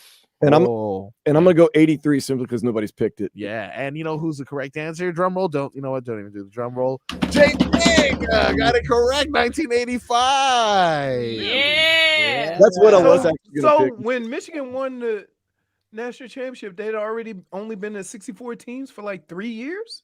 Yeah, I guess so. Yeah. All right. There you go. This has been fun. Let's go. Let's get another one going. I'm We got so another smart. one. You are. I'm doing better in this than I did in Price is Right. Yeah, well, you're Oh, 0 for 2, absolutely. so not sure how much better you're doing. The percentage is still pretty bad. All right, this one's gonna be a Wait. little Are bit- you Okay, flossing? Me personally? No. Leroy? Leroy's actually legitimately. Leroy. She's not using euphemism or okay. double entendre. She Yeah. really is. Is he really flossing? All right. I had something in my teeth. I always have food in my teeth because I'm a foodie. I like food. I'm a foodie. He is a foodie. By the way, the Sweet 16 and when they expanded to the 64 teams, that's when CBS commentators originally started using the term Sweet 16. But that's an irrelevant fact that I thought was going to lead to a question that it didn't. Because when Pete Maravich used to play for LSU, only 16 teams would make the NCAA tournament. So wasn't as sweet because you just were already in. You're just there. Now this is something that happened recently, and Dan does a lot of research, so hopefully you didn't look it up. But recently, the Retrievers, what's the I forgot their actual name. They upset Purdue recently. I'm sorry, that was FDU. Franklin, I don't even know their name. Who's the people who upset? Fairleigh Dickinson. Yeah, no one's gonna remember their name. Screw them. But anyway, they became the second number 16 seed to knock off the number 1 seed, shocking Purdue. This is again the second time. What year did the first time happen? It's like 5 years ago. I don't have to guess. I don't have to guess. I know. I did the research on I'm this. sick of you, Dan. How dare you be prepared for your job? Do I need to tell you the team, or do I need to tell you the team and the year? That's why. Yeah, let me get both. Let me get the team of the year from you, Dan Day. J-Fig, if you even say a number, you get it right. You ready for me? Yeah, go. Yeah, I know it was Virginia. UMBC, University of Maryland, Baltimore County in 2019. 2019. 2018. Yeah. I'm sorry, You said 2019. 2018. Ref, 2018. 2018. Scooby? It's 2018. I know it was Virginia because they made fun of the coach. Yeah. They made fun of the coach who's doing the analyst work, in studio analyst work. 2018 UMBC. That was indeed 2018. Oh my God, I'm getting this orange signal. Dan, do you see this orange thing lighting up here? No, right here on my side. It's Yeah. It scared me. Yeah. All right, last one. All right, I'm excited. The last one. This one's for all the marbles. All right, all the marbles on this one. Who wants to gamble for marbles? I don't know. That's just, why does that? That's a good question. Why is that phrase even? All right, the phrase March Madness was first coined in connection with the NCAA when sportscaster Brent Musburger uttered it during his tournament coverage. What year was this term March Madness coined? Dan, I don't know. He's 103 right now. So Yeah. Wait, what are the options? And I The think also options dead, but are that's- 1982. Are you guessing these options? No. You were looking into space. Yes, I wasn't. It's a bluff. I'm like a poker player. You are the worst at this. Dan, did you just kill Brett Musburger and he's not alive? No, I he's mean, still not alive. dead? He's He lives 83. in Vegas. How dare you? He does the Vegas. He does Vegas games. All right, so the second one, 1982, 1973, and 1984. When was the phrase? Because you're lying. I would say it's Yeah. got to be 1984. He wasn't doing games in 1972. All right, well, that wasn't an option, but I feel you. What'd you say? Dan Day is Googling, by the way. Well, no, I was Googling. looking up Brent He's- Musburger. What'd you say? 19? I forgot. 1972. You know what? 1984. You said 1972. Yeah, that's what I said. I thought you said 73. 1972, 1973, or 1982. 1982. 82. 73. All right. The correct answer for a million bajillion points, and the winner by a total of 2 points. J Fig with 1982. There you go. Internet was lying to me when I was Googling, apparently. So you were Googling my number. You were I was lying and Googling deceptive. Brent Musburger to see if he was alive. again. So yeah, you did decept us on that. -1 for deception. Brent Musburger was like the end thing until he started that creepy stuff with AJ McCarron, right? Was AJ McCarron's girlfriend? Yeah. Oh no. And there was a whole thing going on with Manti Te'o at the same time too. And, Oh yeah. Did you see that special? Tough year for girlfriends. Tough. Did year you for see that special? Oh, I didn't. Yes, see it, I but did. heard about it. I did. It makes you believe, at least I believe Manti Te'o a little bit more, because the girl did, like, he asked her to do specific things, and she did specifically, like, write things down immediately after he told her to write them down. Right. So I don't think he was a total, I mean, obviously there were signs that pointed to this woman maybe not being on the up and real, but there are other signs that you're like, okay, well, that's kind of understandable. Nope. Let me tell you something. I don't care how good a Christian or Catholic I am, right? If I'm dating somebody, it's boots on the ground. Yes. You know what I'm saying? That's part of the intrigue of the relationship. I don't do long distance. I need that physicalness. Right. Right. And we ain't talking about, you ain't gotta be, like sexual or nothing. No, but you I'm got- saying for it to I need get to see the started, contact. you gotta be hands-on. I need to see you. I don't need want to to see eat with you. I need to pictures of drink you with every time you all made up. I need to see you, hey, one time you get up, let me see. Right. Yeah, you're right about that. He was kind of weird though. Remember, he was like all ready to go to USC, and then God all of a sudden like told him to go to Notre Dame. And even though he didn't want to go to Notre Dame, he didn't want to like disrupt God's will or something. He was weird with that thing, man. He's Yep. kind of a weird cat, man. God also told him to run a 4.5 and he ran a 4.7. So It hurt him. That's an interesting documentary though. But yeah, with the whole religious thing, he's like real religious, and the girl had suffered from cancer, or supposedly suffered from cancer or something. no, remember, like she supposedly died. Oh yeah, that's right. And Right. And everybody was like, oh, it's good. Everybody was like, only to find out, like, made up. And then he knew about it during the Heisman Trophy presentation, but he didn't want to tell anybody because he felt as though it would take away from that was when it kind of started getting shady. No, it wouldn't take away from the Heisman. It'll take away from you. You got. Nobody wants to get got. We're going to get it again tomorrow here on the Tobin and Leroy show starting at 10 o'clock. Like, big thanks to Figgy, Marcos, Leroy, as always. We'll be back tomorrow at 10. This is the Tobin and Leroy show on 560 WQAM. I'll see y'all when I see y'all. Hope you mother have a good day.